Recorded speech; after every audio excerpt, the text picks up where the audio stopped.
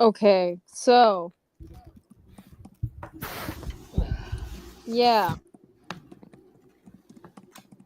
Oh, I thought How much you usually want to bet this is going to be stretched out to 2 hours again? How much you want to bet? It'll be 12 by the time we're done, most likely. I mean, it will be 10 o'clock for me, so. Well, you know how it is. Yeah, I mean, Austin, explain to the audience the Luka Doncic trade. Also, our Castlevania Nocturne review has 279 streams. Cool. And once again, I forgot to unmute myself, guys. As I was trying to say to Witch, right? Yeah, we only have like about 6 topics tonight. I wanted to talk about that Anthony Mackie comment, like, the one where he was pissed off apparently that people were comparing Red Hulk to a certain figure in pop culture right now. But I'm like, okay, come on, can we just get the movie already at this point? Like, I'm tired of all these. Yeah, I was gonna say let's just let that die down till the movie come out, and then we'll probably bring it up again. Yeah, if the stuff is valid, we'll bring it up in the movie.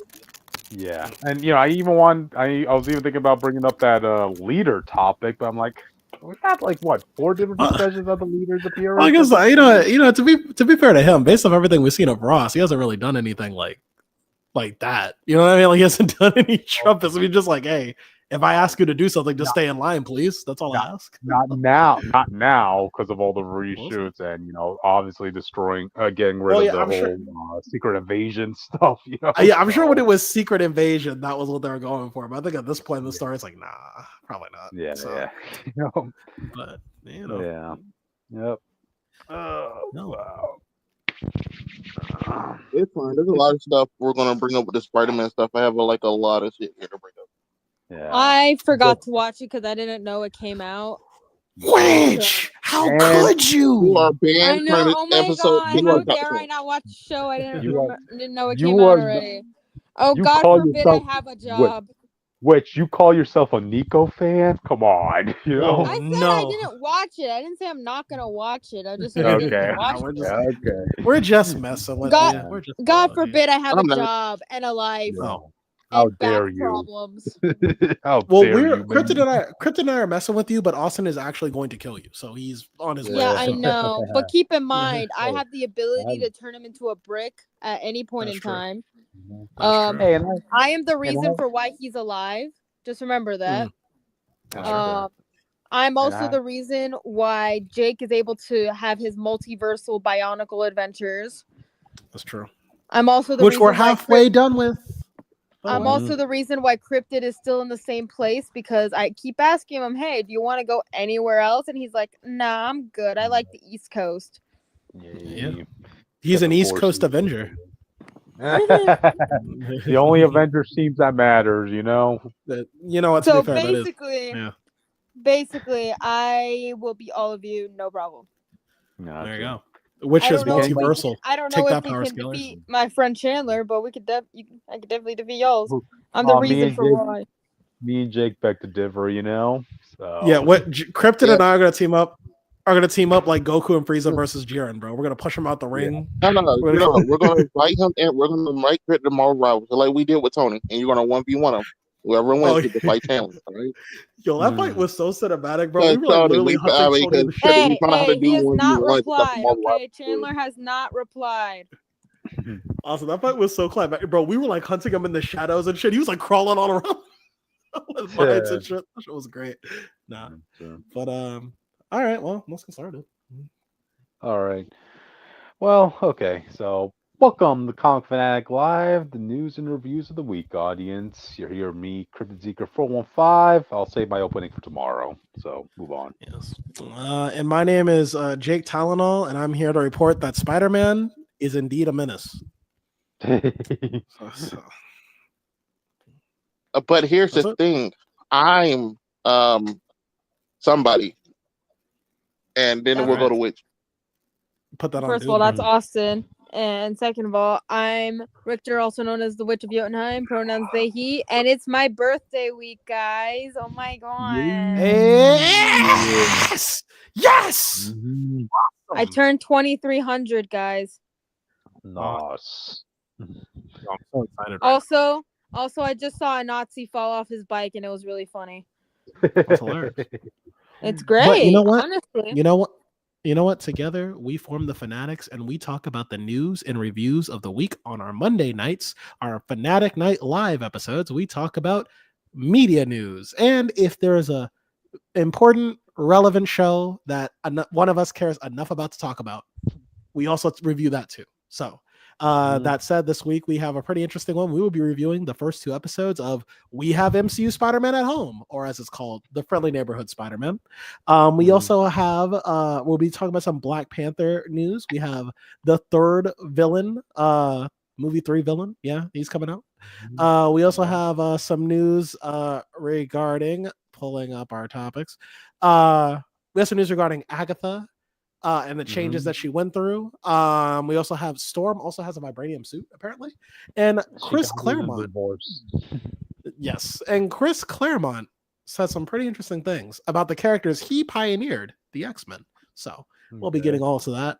But which we have socials, so we need you to spit them out for us. Yeah, I need to say you something real quick, Jake. Okay. I just thought about that. So give me a second. I mean, like which episode goes on? Which? Yeah. Anyways, ignoring whatever the hell that was. First of all, subscribe to the podcast, please, because I'll be nice. That'll be really lovely for my birthday if you got us more followers. Ooh. You can also follow us on Twitter at ComicFanatic69. We do post stuff on there sometimes. We try our best. God forbid I have a life outside of the podcast. Absolutely. Anyways, you can also follow me if you don't want to follow all of us. You can just follow me on Twitter at Witch of Jotun with an E instead of a U. It's you factual. You can also follow me on TikTok and Instagram at witch_of_Jotunheim. And if you follow me on those 2 platforms, you will see that I've been speedrunning a cosplay before my actual birthday on Wednesday. So woo! Anyways, you can also follow me on Blue Sky and Tumblr at Northstar Aria. I just posted a cool thing on my Tumblr account, guys. Oh my god. Jake, how do you feel about that? I feel super excited. I feel so happy for you. Okay. Thank you. Anyways, last but definitely not least, you can follow me on xiaohongshu/redno at Witch of Jotun, this time with a U. And if you want to find Austin, he's actually in the new Spider-Man cartoon. Fun fact, if you look close enough, you'll find him. I think he's responsible for killing a man. Yeah, I think he's responsible for killing a man. He's a murderer. He's fine. He's not liable. He's fine. Austin, you're fine. You're not liable for anything. Allegedly almost killed him. Listen, it was a non-consensual attempted murder. For real. Anyways, Cryptid's in the same spot as always because, like I said earlier, he does not like to leave his little enclosure of New Jersey. I like the infinite amount of free eggs I get too. So yeah. Anyways, moving on. Hey Jake, what's up? Where you at in the multiverse? Where did I stick you this time? I'm just sitting on the beach of Voyanui, this living hell of an island, waiting for the Toa to show up before I die. Fair enough. Do you have the thing I gave you to protect yourself? I do, but I don't know how long it's going to protect me. Okay, don't worry, you'll be fine. I believe in you. Wow. Anyways, we should probably get started, guys. What's your thoughts on that? I agree. So without further ado, all right, we're going to start it off with the Friendly Neighborhood Spiderman. I call it If We Have MCU Spider-Man at Home, because it's like if we did Spider-Man, but like we didn't use the MCU stuff, except for Doctor Strange, of course. This show is actually pretty good, for all my jokes aside. I think the first, it's not my favorite Spider-Man show so far. But it does send Spider-Man back to the things that I liked about Spider-Man TV shows. Because when I grew up, it was like spectacular. And later I was like, oh, that 90s Spider-Man's pretty good. It's back to a story about really like Peter and his life, and Spider-Man's also on top of it as well. There's the first episode also again feeling a bit spectacular-ish, which is basically like Peter chasing after a girl and finding out that the girl's not really into him. It's kind of sad though, because the guy she's with is just like a really good guy. And he's also Tombstone, so that's pretty fun. So yeah, Okay. Tombstone in this universe is a teenager. Tombstone in this universe. Bring those up. Yeah. I thought he was. Tombstone- I thought you were going to say he was a student because I was about to say, okay. He's a Oh well, no, student. he is a student. He is. Why does it keep going away? He is a student. He's actually in the background here. You can see him in the back. Okay. He's the Okay. the black guy in the center. Yeah. We get He's a introduced to a teenager. couple Why of would things. he be a student? Maybe he's just some random guy in Well, he here. could be some teenager on the street, bro. Like he could be like a street rat. I'm just saying. Anyway, I didn't watch his shows because I don't have Disney Plus anymore. So yeah. yeah, we have Peter's also making some friends too. He already has a friends with Nico from the Runaways, and he is friends with Lonnie Lincoln as well. That's another new trait of this Peter. He's popular with the jocks, so that's pretty nice. Because of his connections with Lonnie Lincoln, Lonnie ingratiates him into the world of jock culture. So Peter is not getting bullied in this timeline, essentially. We do also get to see Harry Osborn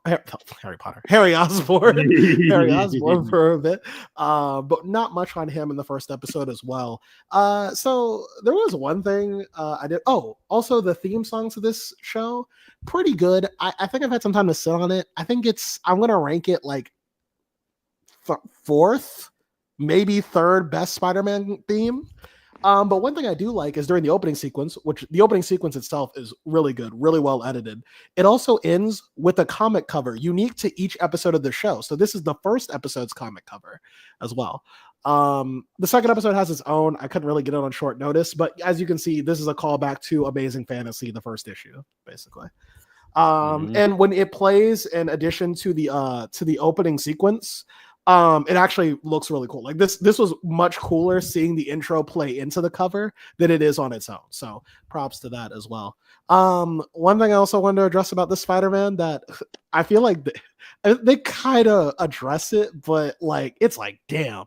I'm pretty sure Peter's killing people in this show. There are multiple times. I mean, he's not, but like there are multiple times he fights somebody and that person should be dead. Like in this scene right here, the reason that these characters are reacting like this is because Peter webbed a brick and then slinged it back at the back of someone's head and knocked them clean out. But there's at high speed. I was like, oh my God. There's another, I think it's in the same episode, or maybe it's in the second one, where Peter kicks a man so hard. Yeah. Well, there's that. Well, no, I'm talking about the one where he kicks a guy so hard that the wall behind the guy as he hits it cracks, and then he webs him to the wall and webs his mouth. I was like, that dude is dead. We didn't see how he hit him. I'm assuming it was a kick the way he punched. That was a punch. That's insane. You're not going to talk about him webbing open the door and sending a guy across the street into the wall? Yes, that was. Yeah, so in the fight with the brick, he also, what Austin said, basically, he opens a door so hard, it slams into a guy, knocks him across the way, and the dude slams into a wall and gets knocked the fuck out. I'm like, dude, this dude is dead. He has a fractured spine at the very least of that. He does fight a supervillain in episode 2, and he actually this dude is like normal. He doesn't have super strength. He's just like a dude with like padded armor and a flamethrower. And the guy is fine. He has 2 flamethrowers on his arms. That's it. Yeah, and so the guy is like fine, but Peter like hits him through a window across the street, in through another window, and rolls him across the ground. I'm like, dude, you have got to stop. Like Peter is out of control in this one. I think he only says once, I'm not really. I didn't really mean to hit you that hard, but it's like, damn, bro, like practice on something. But other than that, the action scenes are, they're okay. I think Ultimate Spider-Man still has the better action scenes. As much as I don't like that show that much, I think it has the better action scenes, but these are also pretty fine as well. In terms of the side cast, I'm not really all too into them yet. But to be fair, comparing this to another show that uses the high school setting, Spectacular also took a while for me to actually appreciate even the smaller characters in the high school cast. So I won't really hold that against this show yet. Only time will tell. They do have their own. Oh, go ahead. I was just about to say, like, Austin just showed me like some of the casts that are in this show, and I'm like, none of these characters are part of Spider-Man mythos. Like what? They might That's why I was be, trying to but get they Jake might be to called. post the photos so I can talk about Yeah, them all because I know who all Oh, are. I mean, I can't. I can't. I I can't. I got can't. yeah Like, go around I yeah that. know. I I got the photos tagged uploaded. Crypt to it. Yeah, I got the Okay. photos uploaded. So whenever you're Okay. ready, yeah. Okay. I'll scroll down. Yeah. So that also is okay. So this is like Peter's first love interest in the show. I forgot her name already, but apparently she's a Wait, character. I didn't know that. So. from Agents. She's from Her name Agents is of Atlas. Pearl Pagan, but if you know the comics recently, it's a superhero named Pearl who controls water. A Philippine hero. I think she's the first one. I swear, I Marvel. Was already he have the a first feeling one? that Yeah. there's gonna be a Yeah, we're typing it Filipino in. who comes past this video and is like, "Oh my god, rep!" It's like, yeah, she's been around for a while, but yes, rep. I love that for you Yeah, guys. which is actually surprising because when I went to get a signing from Greg Pak, of Agents of Atlas, he told me like Waves was a surprisingly big hit when it came to Agents of Atlas. A lot of people loved her. Trust Um, me, mhm, do not underestimate the Filipinos. Do not mhm. Yeah. underestimate them. The running gag with this, well, I won't call it a running gag, but the thing with that Peter wants her attention, but like she seems to see him like just a kid, and she's already looking into Lonnie Lincoln. So Mhm. I think my only problem with this, and like I get, don't I kind of been in the situation before when I was like in high school too, but Peter is still going for this girl when he's with. When she's with a guy who's like he's already friends with, I'm like Peter, just let it go. Like go for something else. Like, please God, don't. I know where this leads, bro. It's nowhere pretty. But Yeah. but we also in the second episode we also have Amadeus Cho. We know this guy. We know our guy. Amadeus. Yeah. Okay, why are you bringing the Agents of Atlas crew here? Because like, yeah, No, who's another We person? need, no, no, we just need no, White no. Fox. So We need Lin Lai, and then we just need the rest of them, and then here we are. we don't need any of them. But Mm. the reason they're here is because just like with Iron Man, you remember in Civil War when Iron Man first recruited Peter, the excuse he gave Aunt May was some bullshit. I have this program for smart people, blah blah blah. So in this show, the program's actually a real thing.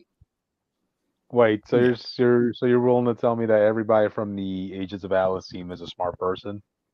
I mean, she's not there. No, these are the only ones Girl's that not there. here. But no one else is part of that team. Oh, okay. I was just about to say, The other picture that we'll bring up later, that's just an Easter egg I saw. Okay. Yeah. Okay. We also have Nico, Enough Explained. I still hate her for how she performed in Midnight Suns, but she redeemed herself. I just don't like her. Anyone who did play Midnight Suns, her powers and abilities are very luck based. And Yeah. Jake got like the worst pulls every time, except for I two just- times. But yeah. We got beef, me and her. We came to an understanding, I think, by the end of the game, but like I'm just not a fan of her. he And it has tolerated nothing to her. do He with still her. didn't like it. Yeah, I was like, it has nothing to do with her character or her personality. I didn't like her haircut. I thought it was trash. But other than that, Yeah, her haircut's terrible. yeah. In my we also opinion, I think we should have had Jessica Jones in this show Well, it's funny you should bring yeah, that up. because That they was went to the high article. school together. Yeah, but Oh, we got also. Luna Snow. I know, like that. I was surprised. Like, If y'all- Luna came into it. This is me and Jay for you, person. no. Okay. Fine, I'll go we back have to re-listening to my other podcast episode. we have okay. Yeah, We have I want this to go last, but I forgot to tell Cryptid. So I found an Easter egg Luna Snow in the Harry Osborn Twitter page or whatever it's I called, hate him Instagram, I guess. I hate him already. You got to meet Luna Snow.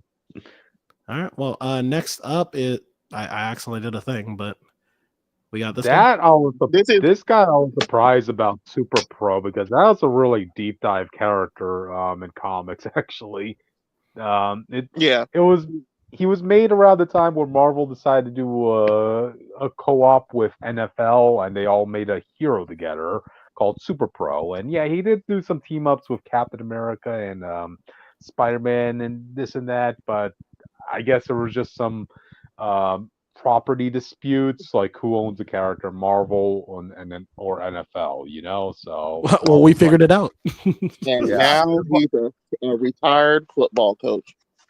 Yeah, okay, which is as best as you can do because like Marvel's not going to want to pay royalties to NFL, so they're like, yeah, we're just basically going to retire the character. So Yeah. And Yeah, last but the but fact that not he's least, here, something had there. They had to figure out yeah, something. gotcha. So, what Finesse, people don't know yay. who this is. This is Finesse. This is Taskmaster's daughter, who everyone who knows about this character all agreed that this should have been who they used in the Black Widow film instead of Taskmaster. Because she has the same Exactly. powers, but she's Mhm. also already a girl. Yes, exactly. You know, yeah. we need some. But Mhm. oh yeah, but as far as those are the characters concerned, I think this also show while introducing a lot, it follows the MCU Spider-Man's approach of like, listen, you've seen this Oh, stuff wait. before. Also, Well, there should be one more photo. I don't have it. Wait, For Um, photo? photo. Wait, I think I might have missed it, but continue talking while I find that Yeah. photo. Yeah, so it follows the MCU Right. Spider-Man's approach of like, listen, you've seen a lot of this stuff before. You've seen Spider-Man in his usual trappings before. Let's try something different and new that like you're just not used to seeing. So while you do have familiar things with Peter, we're just doing them in different ways. Again, there's some panel, even the comic layouts of it too. Like this show is unique in the sense that it follows a Wait, comic what editing style. I'll get into it in a second. It follows happened? a comic editing kind of My bad. style. Like if for people who played Ultimate Spider-Man, if you remember, there's like the transitions between scenes, they used comic panels. Well, in the TV show, they do the same thing as well. Like they have like moments where like two characters are talking, so it just it shifts to one character talking in a comic panel, and then it glides in another character talking on a separate comic panel, just like the Ultimate Spider-Man game. There's a lot of stuff like that too. Yeah, but Austin, what do you want to add? Okay, I uploaded the photo. I missed two photos actually. There's one where you got two. My bad. Go to the next one. This one. This is a villain named the Wizard. This is that guy Peter kept bumping heads with in the lab. Jake. Mhm. Yeah, that's fucking the freak guy. Yeah. There's this guy who just being an asshole to Peter. So people don't know. I believe episode 2, right?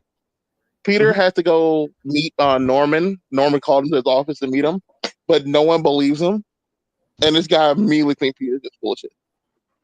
Which felt contrived because it was like, Norman, why don't you just like leave a note? Like, hey, there's a guy named Peter Parker coming upstairs. Like, let him through. Like, you know what I mean? Like, Well, to be fair, like I would have just went up there regardless. You know what I mean? I would just press the button and went up on the elevator. Right. Like, who's gonna stop? But like, right. But I feel like Norman should just be like, I could tell this kid is kind of a pushover. Let me just move the ball a little bit. Like, that's what I feel like. Yeah, this is the person named the Wizard, and this is Asha, who is a Wakandan geeky girl with powers and stuff. I believe Black Panther's run before Coates came on. Okay. I wanted people to see all the photos because I think this is the first time for everybody but Amadeus show, if I remember correctly. So I wanted people to see what they look like full on before we moved on. Yeah. But yeah, I think I think something that we do have to address too is that there's been some changes in characters who are in Spider-Man's mythos. For instance, as you already know, Norman Osborn Black, which is fine. He's still basically the same character so far. Yeah, so and then we also like it's not what people thought where it's going to affect his like people thought they were going to change a lot of stuff about him, but he still feels like a Norman-esque character with the change. Yeah. And then we also have something new which we haven't been able to fully delve into as far as 2 episodes in, but we have a version of Kurt Connors, but it's a woman and also a Black woman as well. Wait, what? Which I guess to me, I was like, this is a Kurt weird Connors change. to a Black woman, Carla Connors. Yeah, which is a weird change. Is like just say it's the wife. Yeah, he has been the wife a lot of time. Yeah. Well, I mean, are they going to say this Kurt Connors still has a wife? Like, maybe it's a woman's idea. Guess they most likely going to give her a husband and son because they still got to do the kid at some point. That's a big thing with lizards. That stuff. Nah, they could just adopt a kid. Same problem. I mean, that just kind of sounds like something from. They're not going to focus on it. I don't think it sounds like need something to change. You know.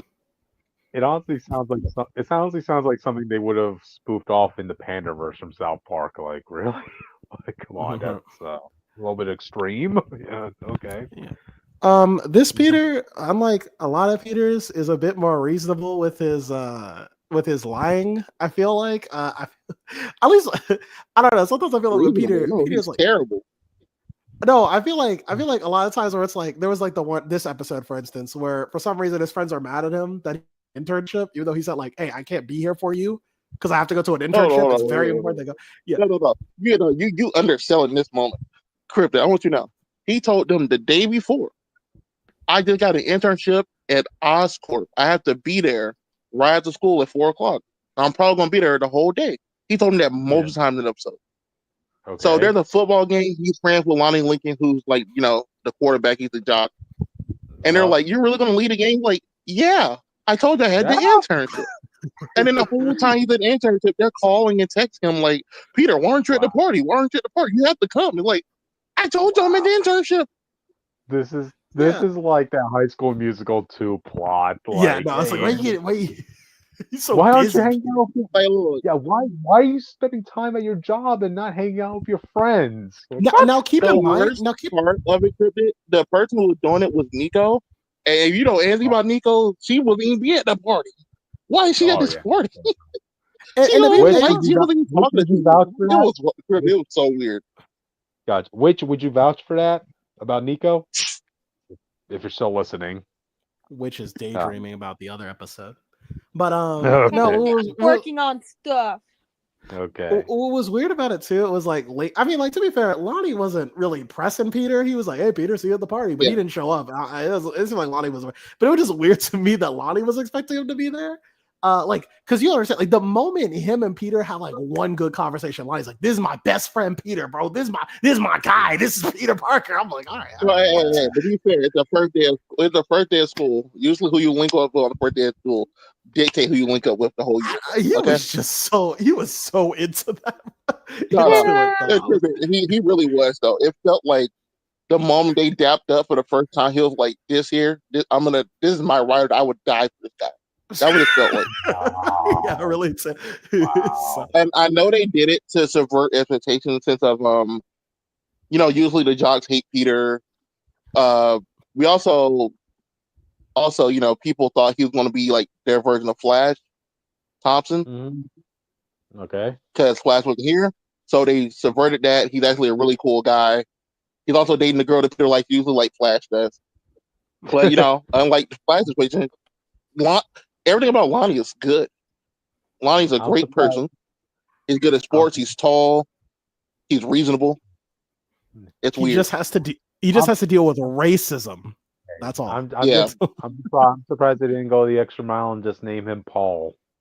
All the likable attributes you guys are mentioning, and then it would have been funny as hell if they just called him Paul. Just do it. It wouldn't have been funny. People would just start a discourse for no reason. Yep. I feel like for Lonnie, so there was like an interesting part where they did tackle the idea that like Lonnie does deal with racism, but they don't tell you, like there's no one saying like the N-word at him or like there's no one like stop it. They get to the edge. It wasn't realistic. Right. It gets to the point where like there's like a couple scenes, there's like 2 scenes during his walk home, and you're like, and it's like the show stops and looks at you and like, you know what this is. Like we're not gonna spoon feed it to you, but you know what's happening. Like you get it. And I did appreciate that. There was like one moment where there was like a cop that pulled him over, and it really could have been this dragged out like thing, like what you doing outside, boy. But it was just like this cop gives him like a weird glare. Lonnie looks at him and he's like, "We really gonna do this tonight?" The cop's like, "Nah," and then he just kind of drives off. So I was like, "Okay." I thought you were gonna bring a old lady one because that's the one I like. He does sit on the train, and a little kid tries to sit by him, and then it's like I want to say old. I want to say she's like 40, 50, maybe. Mm-hmm. But she stops the kid from sitting next to him, and they go sit somewhere else. And they're like, "Well, I get they want this to be racism, but realistically, I probably would do the same thing." Like, if no, there's a guy sitting there. I know you're gonna sit there. You're probably gonna bother him or something. We're gonna go sit up here. Right. Mm-hmm. But yeah, and I'm trying to think of. I know I'm missing something. I was gonna say it, then I forgot it. But yeah, I guess they reframed the scene of him meeting Tony into him meeting Green Goblin, like beat for beat, bar the same cinematography and everything. So you can see Wow. the aspects that they were going to keep when he was MCU Spider-Man's like origin thing connected to it. Yeah. And you Yeah, can see exactly where those changes came in. the longer it goes on, the longer it becomes, the more it becomes its own thing. But very early on, it's Yeah. clear like, okay, this is like the That whole original. process, like, this was either you could tell this was the MCU prequel. Yeah, I Yeah. think this is Straight like this is where we kind of have to also talk about like how they originally wanted to bring in Jessica Jones in here, you know. Yeah. But because the film continuity and that stuff, but then you also have to remember, yeah, Jessica Jones, she's older than Spider-Man, you know. I thought it would be really cool if you brought in that scene from like the comics where she had a big crush on Peter when they were in high school because they were in the same high school together, audience. Mhm. But yeah, that would have been really weird. Given It the wouldn't have yeah. been weird because it's not connected to the MCU anymore. It feels like I they well, wrote this in original. terms of.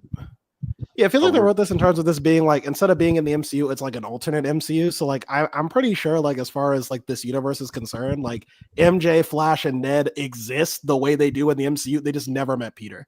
Because I think he just goes to a different No, school. they I think don't that's like exist the at all. change. Is this the same school as the one from the MCU? Yeah, it's Midtown. It's the only school over there. Oh, okay. I thought it was a different school. Okay, my bad. No, it's not an I could've- AEU. It's literally it was going to be MCU. Then they said, "Oh, we want more freedom to do whatever," so they just took it out of continuity. I But could they have sworn I didn't read go back somewhere. and do any changes they thought they wanted to do. I guess I misread. I could have They sworn still they said go they to moved it to a Midtown different school. High. It's still supposed to be this Okay. special school. All this stuff. Yeah, it's weird. Okay. Yeah. I just hope I this guess I just means missed they're open to using Jessica Jones for season 2 or something, Yeah. or season 3. But yeah, I did like the like I said, I do like the action. I think I did want to talk about this, and this is a problem that I think we brought up in our last week's episode when we did the comic reviews. I don't, and it's something you just gotta live with because this is just what Spider-Man is now. I don't like how Peter and Spider-Man act the same. I think it's a lot less relatable than people think. To me. I did watch one person's review on it, and then they did end up bringing that up, like about there not being. You cheated on this? I saw one person's review to kind of get like a feel of these 2 episodes. All right, Yeah. So I think this started with Amazing Spider-Man, really, the one with Andrew Garfield, because I don't know if you guys remember, like one big criticism a lot of people had was like, Peter, yeah, you were kind of the same as Peter Parker as you were with Spider-Man, you were kind of like one of the cool kids. Yeah. Oh, you mean that way? Yeah.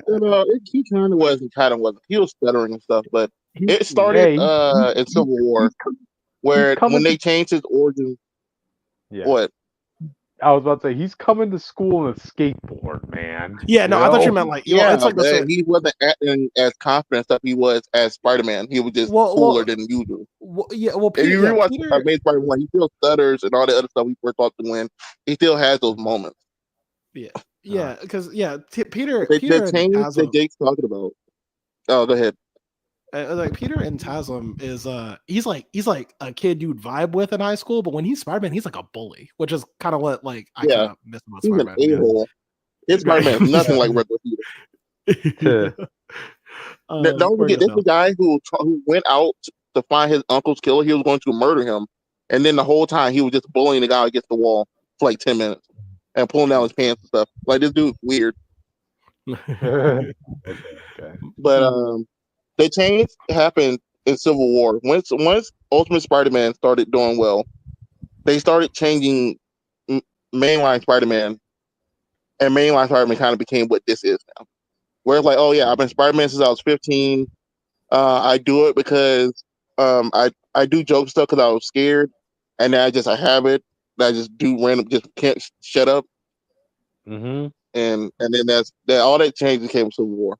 But Ultimate Spider-Man did it in like a better way, like because the idea is that Spider-Man is masking. I mean, even if we're gonna do that, Spider-Man is masking his insecurity. But the way Spider-Man jokes he's clearly insecure about the situation.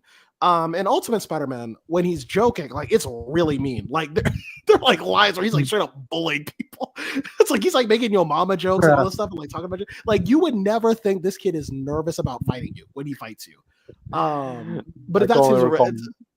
I can only recall one Yo Mama joke from Peter in the Ultimate Spider-Man comics. Really, there was the one where he shows up, where he goes up to Kingpin. He's like, "Listen, I prepared a list of like your fat jokes, and I'm gonna read them all out." And he just reads Kingpin like he's like so reads them all to Kingpin. Like this is like that's like Spider-Man. And I think here's a joke I'm remembering, right? When he lost his costume, and Mary Jane was trying to make him another one, but all she had time for was to make just the from the waist up, And when he tried stopping some thugs, one of them was like saying, "Yo, Spider-Man, what happened to your costume?" Spider-Man's like saying, "Well, your mom's ironing it for me." Yeah, I remember that. Yeah, it's like I think but yeah, even before that, back when like it was like Spectacular and the Amazing Spider-Man show, the one in the 90s. I like that when Peter is a nerd, he's very insecure about himself because he has no control in his life. But when he's Spider-Man, he's stronger than a lot of the people there. So like for the first time, he does have control, and you see a fully confident Peter, and I think that's way more relatable than or way more interesting to see. I would say than what Peter is now, because what Peter is now is what every knockoff version of the teenage superhero trope is. You know what I mean? There's so many just like knockoff superheroes that do the same premise where it's like oh, I'm a teenager, so like I gotta make jokes randomly and I gotta show I'm not nervous randomly, But I think I gotta have my awkward moments, Yeah. So it's like, I mean, to set Peter apart, it was nicer when he did have that confidence. But this is just something that society has accepted is Peter Parker, even though it wasn't originally. So we're here. It is what it is. It just makes Peter as Spider-Man less interesting to listen to, I believe. So, who's that over there? Tevye says there's also that thing you brought up when we were watching it about how, because they always skip origin stuff now. Another aspect of Peter's character of him being spiteful and how all that stuff got kind of thrown away as well. Oh yeah. Tevye saying these first two episodes are mediocre, in my opinion. Well, no, it's okay. That's fair. I wouldn't say they're peak. I just think they're good. Cryptid in the just to reinforce what Austin's saying. In the first episode, there's a scene where before Peter hasn't been bit yet, and there's a super villain. This is just this is some Venom Craven looking motherfucker. And he's fighting Doctor Strange and he's about to kill Nico. And Peter has not been bit yet. He's just a normal kid with no powers, a scrawny nerd that has no idea of what he's capable of. And he just My Hero moment. Right. He has the moment where he runs and saves Nico, which is that's nice, but it's that kind of defeats the point of the lesson. Yeah, with great power with comes great responsibility is when Peter learned that just because I have these powers doesn't mean I just use them for whatever. And that's it. Yeah. Because that's also one other point from this one review I saw that person made, right? Where there's no Uncle Ben. I'm assuming in this universe, right? Oh no, there is. They talk about him. There is. They literally say he died. Yeah, they get. Well, that's not in the that's not in the trailer. He wouldn't know that. That's in the. They're in the car. He's in the car with them. Review. Well, I mean, the review guy didn't say it, but yeah. But in the car, Peter and Aunt May are talking about Uncle Ben. There's a passing line about him. So. Oh, okay. All right. Yeah. So he did. This time he died earlier before Peter got his powers. Yeah. Okay, gotcha. Just wanted to clarify that. So, all right. That's also what I meant. Where I felt you could tell there's some stuff here that was supposed to be because they were going to connect to the MCU, and they're not going to be their thing. Yeah. Gotcha. Let me read what Tevye is saying. But personally, for me, I would rather have Peter Parker Spider-Man, who's an adult and has his wife Mary Jane, and they have their daughter. We're not doing this with you every time, Tevye. Okay, we know you like Betty Parker Spider Girl. I read all the comics as well, so I see every Spider-Man issue. I see you. bring it up how the issue's bad. They talk about Mayday. I see it. They're not bothered by this. But I see it every time. Okay, I know how much you like this show. It's like, with this trademark, all right. So yeah. Yeah. I do kind of like how the Spider-Man is. Oh no, talking Jake, about it just reminded me. Peter gets his spider from the multiverse here. So when Venom Craven was fighting Doctor Strange, he came through a portal. Doctor Strange chased him here. They fought in the middle of the Midtown High courtyard. They ended up going into school and all that stuff. But while the portal was open, the spider fell out of it. Yeah. Now, And just to be clear, just to be clear, it's not confirmed it's the multiverse, but it's a portal and a spider comes out. That's why we're just saying it's the multiverse. But with it being a venomized Craven, it's warmth in the multiverse. Right. So I just wanted to break it out there just in case we're wrong that like it's not confirmed in the show. Tevye saying I might die on it too. So which if I'm wrong, you have to kill me. Tevye saying not having an Uncle Ben in this show makes no sense. He's in the show. Mm-hmm. They might do a Spectacular Spider-Man where like because Spectacular Spider-Man didn't have an Uncle Ben. He's not in any show. He's dead most of the time. He was mentioned. They're like he's dead now. Right. He was mentioned in the show, so he did exist. I assume there was Shafra, not Venom. Maybe, I don't know. But I'm assuming it could be like a Spectacular Spider-Man issue where we wait till like episode 8 and they're like, oh yeah, this is what happened to Uncle Ben, by the way, in case you're wondering. So like, yeah.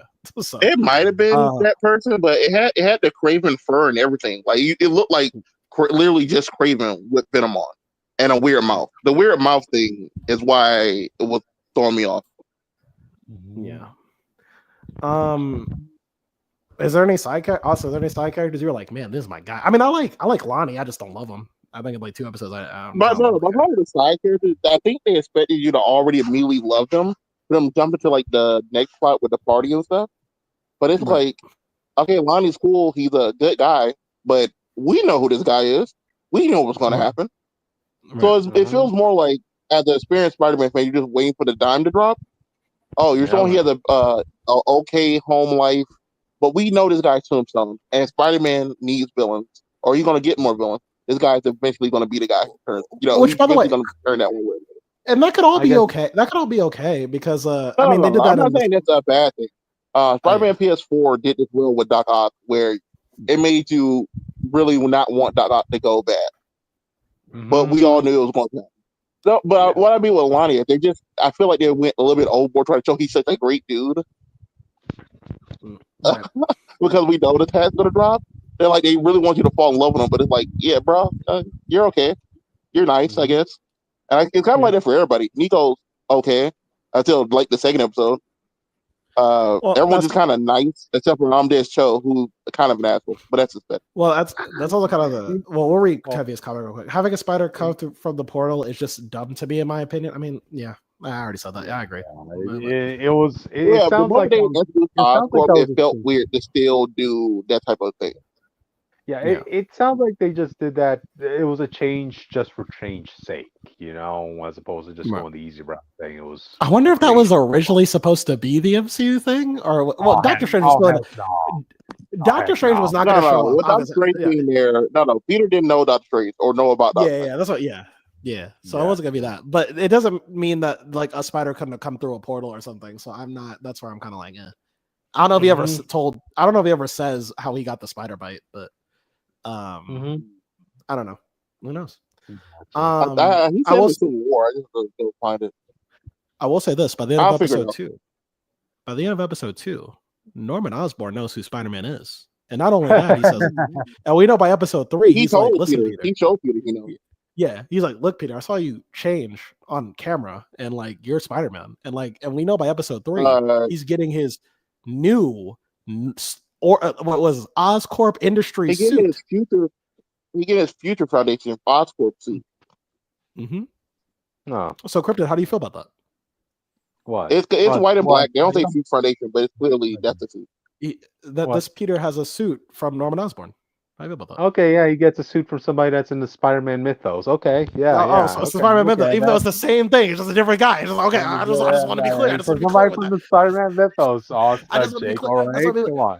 Listen. Everyone's in the Spider-Man mythos. Spider-Man owns the fucking Marvel comics. Okay, he runs this Yeah, shit. I You all work for ain't part of Spider-Man. the Spider-Man mythos, You dude. Come all on. work for It doesn't Spider-Man. matter. First, the people were mad that he got his suit from someone else, and now it's just like every day, always trying to find acceptance to that thing.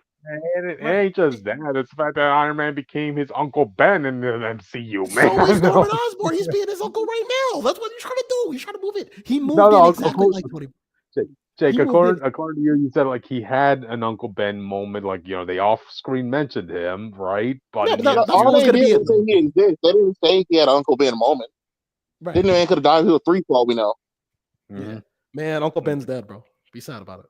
But it's time for Peter to have a new uncle. It's time for Aunt May to move on. All right. Oh, then. It's Yeah, time for her to get regardless, just like always, Peter's getting another mentor. right. Mm-hmm. So we're doing the mentor. And hey, remember in the Ultimate Comics, right? That spider that bit Peter, that was a creation from Oscorp. Like, actually, No, now but I he think didn't about it, big. more often than He- not, the spider is a creation from Oscorp in most media. Yes, but the problem I had was that people made a big deal when Peter got a high tech. It wasn't even before we even got to Iron Man. It's like Peter shouldn't have a high tech suit. Peter shouldn't have someone else make a suit for him. All of a sudden, Yeah, he it's should have okay. made all Yeah, all of a sudden that's it's like, the big well, Norman Osborn did it, so it's okay. So that's all I'm. No, remember they're like, oh, Norman Osborn did it. Okay. Oh, Doc Ock did it in the Spider-Man game. Oh, okay. It was like they know what they just all characters was Iron Man. Right. So, but it is what it is. Anyway, the point is, episode 3 promises to be interesting now because Norman Osborn is taking that Tony Stark role. So we'll see how that goes. Yeah. Great. MCU Peter says he got bit during a school field trip to a lab. I mean, to something. Okay, so this is different. So okay, it's considered like the Tobey Maguire thing over again. Yeah. Okay, so there's a change. Okay, whatever. But yeah, Friendly Neighborhood Spiderman. What do I say? It's good or nothing blows my mind. It's it's a good 7. We've seen this stuff before. I do want to bring up one more thing. Go ahead. We forgot one thing. Peter is also more willing to give leniency to certain criminals if like you give them a sex story. So there was, and I don't mean that in a bad way. There's a criminal. There's say that he's literally brand new at the job. Yeah, there was like a thug who stole from a store, and Peter brings her back, and then he's like, "Listen, it's up to you. You can call the cops if you want, but like, she's just she was a thug. She stole. She's a thug. Oh, right? So, you still make you a thug. That's a thief. Yeah, you're a thug. You a thug to me. You a thug to me. All right, thug life. Anyway, I am a thug. If somebody robs from me, I'm calling them any nasty word I could think of. I think I have that luxury. Yeah, you call them a thief. That's what thieves do. They steal things. Well, so anyway, Peter brings the thug thief back to the shop owner and says, "Listen, you can call the cops on her if you want." But, like, she's going through. She's going through some hard times. So like, maybe cut her some slack, and he's left it up to him. But so I don't like. Go back to the other Spider-Man photo where he's like swinging. I want to point something out. Wait, which one? There's like a lot. He's swinging. Oh, he's swinging. Yeah, that works. Yeah. So if you see here, so this dude got this giant ass tank on his back, bro, where his web flew in, and he had cords connected to his wrist.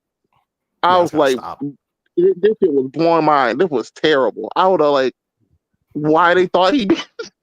Like, bro, if you're doing all this to swing around, you don't need to swing. Yeah. Also we kind of gloss over the fact that like, how did he become Spider-Man? Like, he just chose to be a spider guy. Like before, it was like a wrestling thing or like an entertainment thing. How does he just become Spider-Man? It worked better in Toby because he was literally shooting spider webs, so you didn't really need a lot of content for that. But here it's like you had to make those webs, so that means you had the super hand strength to run fast and punch hard. And you were so decided to be a giant fucking spider, and you went out your way to make webs. He probably took a cue from Stan Lee and said, "Hey, I see that fly crawling on the wall. You know what? Let me base myself on spider. You know." I'm not saying it because of like that. Like you got to think about this, based on his powers. When he thought about being Spider-Man, he had to go out his way to invent web fluids. Mm-hmm. I'm not even sure if he even saw You that know, he you was didn't bitten. realize how insane that sounds. I could be wrong. I don't think he saw even the spider that bit him. I think he just got bit and passed No, out. he didn't. Yeah, Yeah, he got bit, passed out, and that's all we saw of his origin part so far. So we might get the scene of him like making his costume, his first homemade costume stuff later. But it just feels very weird. I don't think that's a natural jump from I have the power to run fast and punch hard to I want to swing like a spider. Right. Yeah. Well, he can crawl on walls, so so you will learn that. So, but yeah, but then that, but I would credit where it's like, dude, I can make wings that fly or something. At that point, this man invented web fluid. That's not like way harder. I know. Yeah. Yeah, but oh well. Anyway, Friendly Neighborhood Spider-Man. It's on Disney Plus, coming on every Wednesdays. It's an enjoyable ride. The best Spider-Man show we've seen story-wise since Spectacular. Wait. Yeah. Well, I know some people like Ultimate. I guess it depends. Well, I didn't really watch that last one. I tried Marvel Spider-Man. It was just boring. It was just like, hey, the best thing to come out of Marvel. Okay. The best thing to come out of Marvel Spider-Man is Superior Spider-Man, and you guys know that. You guys damn well know that's true. So I know you were gonna say it. No, that's just you being biased about the story that you like. You didn't feel any emotion of Otto in that season, man. You know, I didn't feel emotions to anyone. You see this guy cry and say, like, "Oh my god, I could be a better person." Like, okay, you could have did that in your own body. I didn't feel emotion to anyone. I felt like because the problem with the Otto thing is that you got to remember Otto was already a good person in this timeline. He's in the episode from episode 1, and he's Peter's classmate. Well, no, he's not Peter's classmate. He's he's part of the rival school. He's he's a teacher or something. But the point is, he's there in the school. Yeah. No, I think wasn't he at Norman school? Didn't they have like 2 different schools? There was like a Norman school, and there was like a there were 2 different schools. Yeah. But my point is, from episode 1, you meet Otto and you see Otto. He's not bad, and so it's not like him experience niceness and then crying and stuff. It's not as impactful as the comic book version. Is all I'm saying. They always try saying that it was the tentacles that caused him to go insane. Yeah. So, yeah. And then he wanted the power. Yeah. Of the sun so he's a hack. Anyway. Yeah. Okay. But watch the show. It's pretty enjoyable so far. Hopefully these side characters get interesting, because that's the best part of the high school setting of Spider-Man. I want to see what they do with Pearl. Cause like with her being Wave, obviously eventually, like look, we talk about this a lot. We talk about those superhero shows a lot. Not everyone needs to get powers, but they did this weird situation where everyone around Peter are actual superheroes. So people are going to want them to get powers. Yes, of course. So like you can't really avoid that happening eventually. That's going to be a problem. That might be a problem when as a Marvel Spider-Man. So that's going to eventually become super fucking annoying. Yeah, well, especially since a lot of these characters are not Spider-Man related characters, so Well, at Bronze Ever, I don't mind if like we get Nico eventually doing Nico shit. I don't mind if like Nico we get powers is fine. Lonnie coming Tombstone is fine. If he becomes a villain, I think it's fine. Right. Wayne getting powers has to happen because like the first Filipino hero. But like everyone in the lab too? And then the other 3 people I didn't name? Yeah. Right.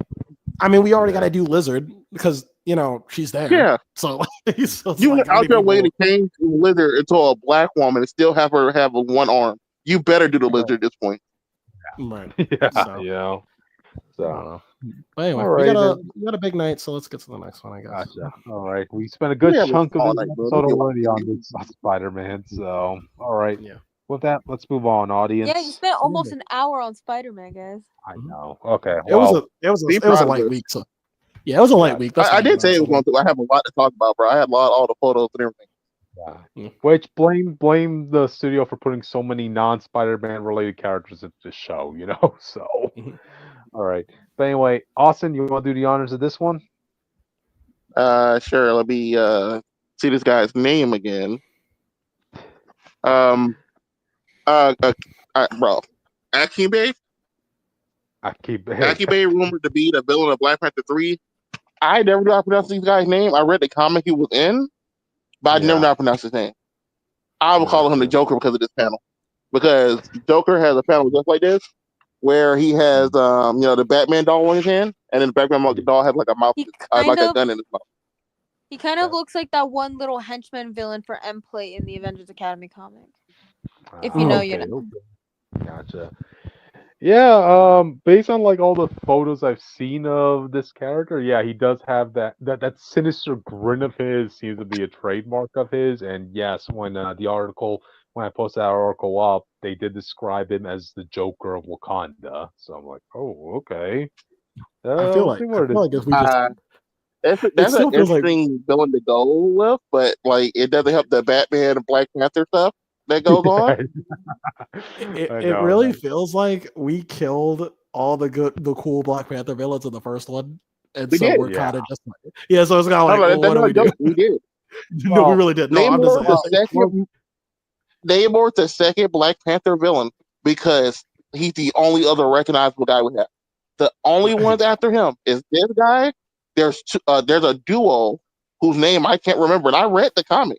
I own all of Gates. I own all of I want to say the last 4 runs. Well, no, the last 4 runs before the last 2 runs. So Colts and up, down from it.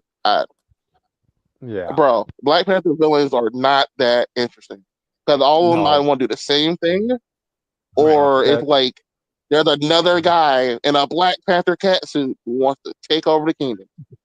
Right. And let's not forget, like they didn't even make M'Baku a bad guy in this universe. So that's one. Mayonnaise is probably the most recognizable villain he had because Mayonnaise was in like 4 he was in 3 cartoons, I think, and the animated movie of Ultimate and the video game, and the video game too.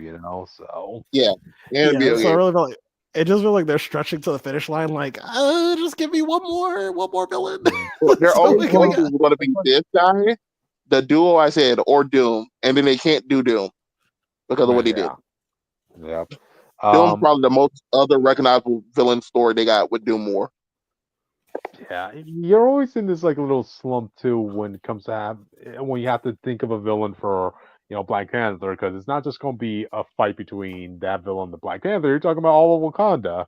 How are you going to pose a possible threat? According to the article I saw, right, it's not just going to be this villain, but they also did promise that there was going to be a familiar villain returning from the past here. So, one, the safe route could be bringing back Namor, but you know what? Why don't you give what's his name, Claw, some love and bring him back? He's dead. You think that stopped anybody in Marvel? This is the MCU. This is the MCU. No, in MCU, yes, that stops a lot of people. Mm-hmm. Yeah, DDM Studios. Yo, what's up, my boy? What's up, boy? What's good? Yay. That was weird. How do you feel? Hey, DDM Studios, how do you feel about this Black Panther villain news? The Joker of Wakanda. Who odds are it might be Denzel Washington playing this character, by the way, audience. They're probably going to overhaul his villain so he's something completely different than what he was, but it's just like we need a name. They're going to gentrify him. They're going to gentrify this random-ass villain. Most likely, because I don't like, it's like we're kind of scraping. How do you... I'm not really going to get into it, but I just wanted to bring up, before I make this into a whole 10-minute TikTok video, the MCU basically gentrified comic book movies. That's all. I'm going to leave it at that. Gotcha. And then I'll circle back around to it on TikTok. So audience, please follow me on TikTok so that I can remember to make this video. All right. Gotcha. But they're probably going to completely overhaul this character. I'm sure they'll take one thing from him to make it work. It's just like they really shouldn't have killed Claw off in that first movie. I think they killed him off right. I don't see him coming back as a villain was going to be good. He's not a threat at all. They killed I think like the way they killed him in the movie made sense, justifiable, and fine. I think you could write a story as long as he was the second villain and not the third villain. You could probably do something with him that's more personal. That makes it work. I don't think, but they kind of, I don't know. Well, with the chat with character and everything gone, I don't think bringing back Claw would have been. Well, you could have had. Well, that could have worked too, because you could have had like this. annoying thorn in the family side for years be elevated while T'Challa is gone, and then Shuri has to deal with it. That could have been something interesting. Like, you could have had it, especially because Claw likes to like mess with people. So like him being like, "Oh, look, your brother's dead, your dad's dead, you about to join him." Like, it could have something like Your that, mom's you know? dead. Your mom's dead. I Yeah, got you but I'm saying, too. yeah, he already not a threat. So You could elevating you Claw could to that level, I think, is too hard to do. I don't think, based off how the MCU power scaling works, I don't think so. Not for this guy. I think so. He have to, like you said, he have to fight all of Wakanda. Yeah, just make him a being of pure energy. They did it in the Avengers PS4 game. Yeah, you and I know? think he had like a you could. No, I understand what you're saying. Like I said, I think. My point is, you're talking about the second movie that doesn't exist. I'm talking about you want to bring him back for the third film. I was going to say, I don't think that would work. No. Because out of order, like because Namor was such a big threat, like that brought Wakanda to its knees. I don't think Claw is that good, but I think like as a second movie villain, he would have been fine. Like you could do some like Dark Knight shit, I guess. I don't know, but yeah, I don't know. We're stuck with this guy. Who is this guy? Did we go over that? I mean, let's also be honest. Like before the Black Panther first movie came out, did anybody really know who Killmonger was? No. Yeah. But No, I mean, I didn't in the broad scope, you know, like did anybody know who Killmonger Bro, most was? people didn't know anything about comic books until these movies came out, and now people are treating this as law. But I'm just using Killmonger as an example where that character got elevated to the point where everybody knows who Killmonger is at this point. So I think they might end up doing the same thing for this character. I don't know his name, but I'm pretty sure when the movie comes out, I'll definitely recognize his name and recognize his spot in the comic mythos. Or that's why I wanted them to do. I believe their name is Zuli and someone else, but there's this duo in Black Panther's comics where their whole thing was basically starting a revolution in Wakanda against the royal family. I think at the Namor attack and them, basically Black Panther, ever since they opened up the borders or brought other people in, there's been war. You know, Black Panther, Wakanda's been losing people. And then they had the whole flood and stuff. I thought that duo, whose powers, I remember the girl would bring out her inner anger and rage in moments, and the other guy could he can do something else mentally. But it mainly will turn Wakanda's people against its royal family. I think that could have been a good idea for a third film. This guy won't be bad or anything. But as a follow up to the last thing, I thought having Wakanda be like, man, we sick of this royal family. Y'all keep fucking up. We all keep almost dying. How'd you guys feel about this? Do you guys think they can make White Wolf work? No. Well, they already fucked up White Wolf Bucky, so. No. Even if you didn't want to say it was. No, cause the Bucky thing you could have explained. We're like, oh, we had another white person before. He was White Wolf, so we just gave you the name because he was gone. But I don't think you can really do a story about a white, fake white savior dude coming in after T'Challa passed away. Yeah, to try to act like he's gonna make Wakanda. We already saw Wakanda better. I don't think you could, but I mean, we already saw how people were upset with Iron Fist, right? Do you think they'll ever have the balls to bring White Wolf into the picture? You know.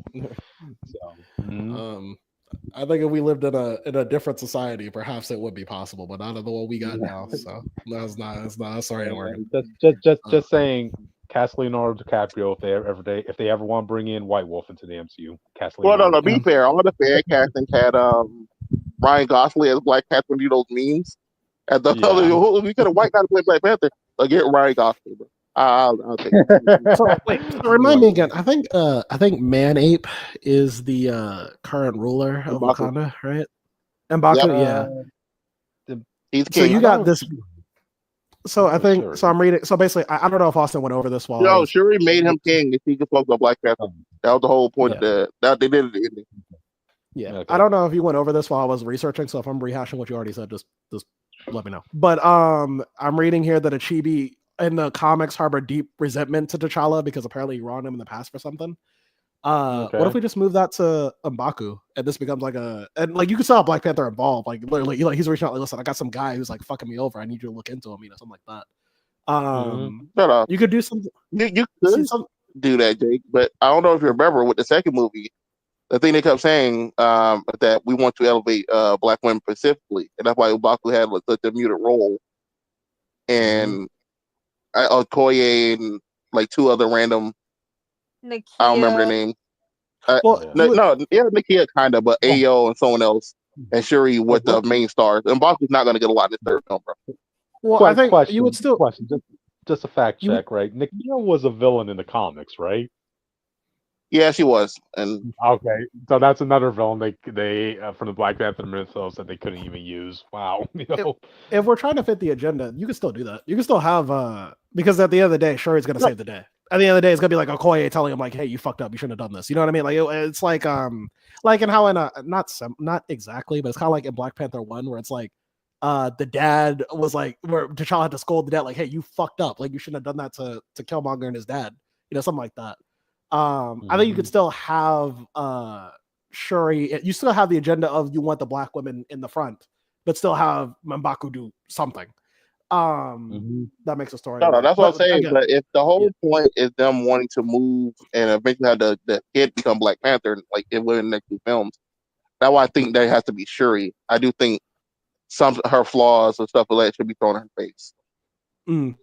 Yeah. I think Shuri doing it, especially if she's not going to be Black Panther for long, going forward. I think that person story should be for her. I feel like you can M'Baku. I think is going to be around for a minute as king. I would like him to still be king when the kid does take over, like become Black Panther. I think you can do something there with their relationship. I like him to be the mentor for that kid. I think you can do a lot there. Yeah. I see it. But as we usually say recently with these types of discussions, this is all rumors and conjecture. We don't really have much. We're just kind of filling a discussion. So Jake says that. I don't say that. I say it because it's true. All right. But yeah, there we go. But all right then. Okay then. I guess with that we can move on, guys, to the next topic. Pacman. That's a pie, bro. Why you put a pie on the fucking screen? Something with Pacman gets Pacman. the movie. There you go. Pacman movie announced. Pacman gets The a movie reason I before put this in there was because I don't know how many people here watch Secret Leveling other than me and Jake, but they had a unique Pac-Man episode and premise where basically Pac-Man was more like Dark Souls game in a sense, right. And then they announced the game Shadow Labyrinth, and then like a month after that they announced the movie. Well, 2 months after that now. So that's like, is the movie just gonna be this game again, or to crib it? We might have to watch that. It's only 5 minutes. Next time before movie night, if I may be there, we might have to show you this thing because the movie is this. That movie's going to be weird. Dude, but other than that, what else can you do with a Pacman movie? What, the little TV show they had? Where like Pacman went Reworld and stuff? Yeah, I was just about to say the only thing I could think of like with Pac-Man was what they already did with him in was it Pixels, that Adam Sandler movie? Oh, I remember that movie. I saw that shit in theaters when I was a kid. Oh yeah, you know. I was thinking of you remember there was a cartoon for Pac-Man where he had legs and stuff. And then they made a game like that. On Disney XD. Where it's like Pac-Man World and stuff. Yeah, on Disney XD. And I was like, maybe they're doing that. But with them pushing the new Pac-Man, like reimagined, and then the Shadow Labyrinth game, I feel like it's going to be the more Dark Souls type Pac-Man thing. Dark Souls Pac-Man? Which is basically just Pac-Man in name only. Gotcha. Hey, fine time to be a Pac-Man fan, audience, you know?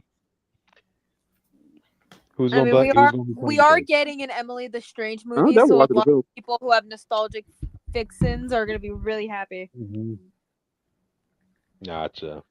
I just want to bring this up that like Pac-Man's getting a movie before Mega Man, and Capcom should be fucking ashamed of themselves. What the fuck is wrong with them? It's to be honest. Pac-Man's been around longer than Mega Man. Nah, bro, because like Sonic gets a movie, Mario gets a movie, and you're fan for something new. Y'all can't even make a fucking movie. Fuck y'all, bro. Fuck them. Hashtag give us a Mega Man movie 2025. Yeah. Guess what? Capcom been giving us 29 goddamn Resident Evil movies. They've been putting out movies. Yeah, I know. Bro. Yeah, they're waiting for they're waiting for Tom Holland's Marvel contract to expire before they cast him as Mega Man. How about that? Tom Holland Yeah. for Geostellar. Actually, no. Yeah. Tom Holland for No, it'll be Tom Holland for Rock. It'll be classic Mega Man. Yeah, it'll be Rock. Yeah, it'll be Rock. But I can see it. Nah. Yeah. But no wait, oh yeah, that did remind me. Mega Man 11 today, as of today, sold 20 million copies, making it the most sold Mega Man game of all time. Aw. Mega Man's like Norman Osborn, like Norman and Harry's relationship, where like Harry comes like, "Hey, Dad, I sold 20 million units." Gagon's like, "All right, that's cool, son. All right, go do something. I'm playing with Devil May Cry right now. I'm playing with Resident Evil." Oh yeah, that reminded me that you don't pull this up on the screen. I was just showing you this. I started reading this yesterday. I found this at the comic book shop. It's called Okay. Mr. Mega Man. It's an actual Mega Man Oh. comic. And it's about like after Mr. Light passed and Mega Man has to like, he's a robot, so he has to take up being Dr. Light and doing his regular duties and stuff. It's pretty cool. I want to show you the picture of it. I'll see him be the mentor figure for the next whoever is gonna be the next Mega Man. Okay, I can see that. Yeah, it's before X shows up, so he's trying to like hold everything together. He has to do the Dr. Light research, all this other stuff, and try to push humanity forward. But also he has to go out there and fight the robots when stuff goes down. So it's kind of interesting. Gotcha. No, it sounds like a good premise, So, whew. All right, guys. You have any final thoughts before we move on? Fuck Capcom. Fuck Capcom. It is kind of weird though. It's like what we had 29. Like I said, a whole lot of Resident Evil movies. We just now getting another DMC show. It's our second one. Is that Capcom? I don't think it's Capcom. I know someone for Capcom's involved, but it don't matter. Mega Man should have got a film. The secret level thing should have led to a film. They should have announced the film the same day, to be honest. Would you want a Mega Man film to be live action or animated? I would prefer animated. Animated. If it comes to anything that's a video game and stuff, it'd be better animated. Yeah. No. I'm glad that we agree on that. Yeah. But this Mega Man had an episode of Secret Levels as well, but it's only like 5-minute teaser basically. So it felt like it was for a movie, and then they didn't announce it. It was like, bro, you wasted my time. Gotcha. But all right then. Final thoughts, guys? No, I'm working on a drawing. Gotcha. Wait, Austin, are you there? Pacman the cheese wheel. Oh, okay. Okay, gotcha. But anyway, all right then. We're done the media news, audience. Now we're going on to the comic news. All right. I guess I might as well announce this one. Tom Brevort reveals why Agetha was changed for the show. And man, Tom Brevort has really been giving us a lot of juicy bits these past couple of weeks, actually. So yeah, audience, if you guys need an update on what the status is with Agetha in the comics, well, they kind of changed her up, made her younger, and kind of gave her more of a personality akin to what you saw in the MCU, Not the freaking F you if you're a fan of her, the comic, and her being Wanda's mentor and stuff. Fuck you. Instead, you have the more chaotic TV version.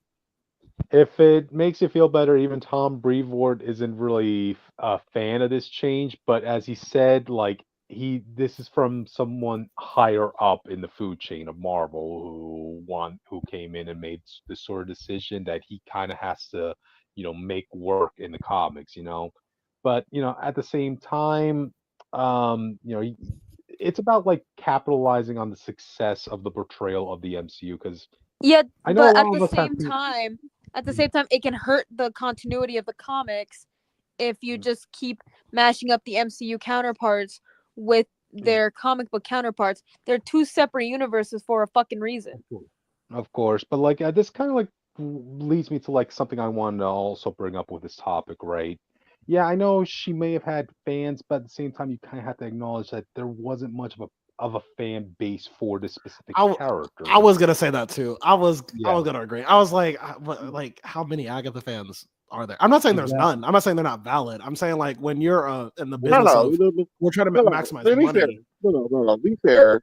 It was fine. Agatha had a lot of fans because Agatha was mainly just Wanda's mentor. So you're a fan of Wanda Maximoff, with a lot of people were. They're usually a fan of Agatha. Agatha was a big deal in Wanda's life. She had a pretty decent fan base. But then you I think compare and this goes contrast. back to what I talked about when it comes to the quote unquote gentrification of Marvel comics or just comic Mhm. books in general, and it's hurting the actual comics itself. Like, yeah, just because these characters probably didn't have like super duper large fan bases doesn't mean that you need to like completely change the character. It's like characters like Agatha for like just for the sake of the movie, like the movie or show fans that aren't even gonna read the fucking comics. I've been on Twitter. Yeah, Let me that's give you more the let me give problem. you Like they do these big changes a lot, Jake, and a lot of times it doesn't increase sales; it just hurts sales because Yeah, no, people who read watch movies usually don't buy comics.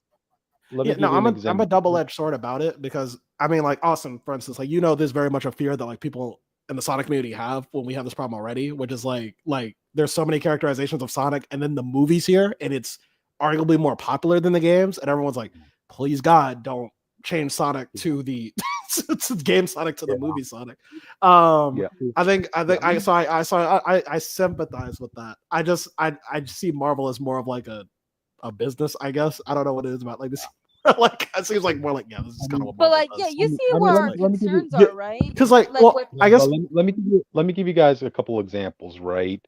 Jessica Jones, for instance, right? As far as the comics are concerned, Jessica Jones now in the comics is the version we see in the MCU, whereas beforehand, like she wasn't like that. Like you guys remember that iconic scene between her and Spider-Man, where she's like, uh, "Oh my God, you're Peter Parker. You didn't know that I had that crush on you? I was in love with you." Now, can you imagine that version, the MCU version of Jessica Jones saying those exact lines? No. no, but yeah, Oh no, no, I think no, MCU wait, no, no. Jessica. I think MCU Jessica would like the fact that comic book Jessica at that point in time got to actually live a happy life for the most part. Yeah, and I'm about to say to be fair, Jessica Jones was like that before that moment. It was that she was already dating Luke Cage and stuff and had was having a pretty much happy life at that point. But she Mhm. was like that originally. She first got reimagined as Jessica Jones with Annihilus, wherever what Alias, wherever it was called.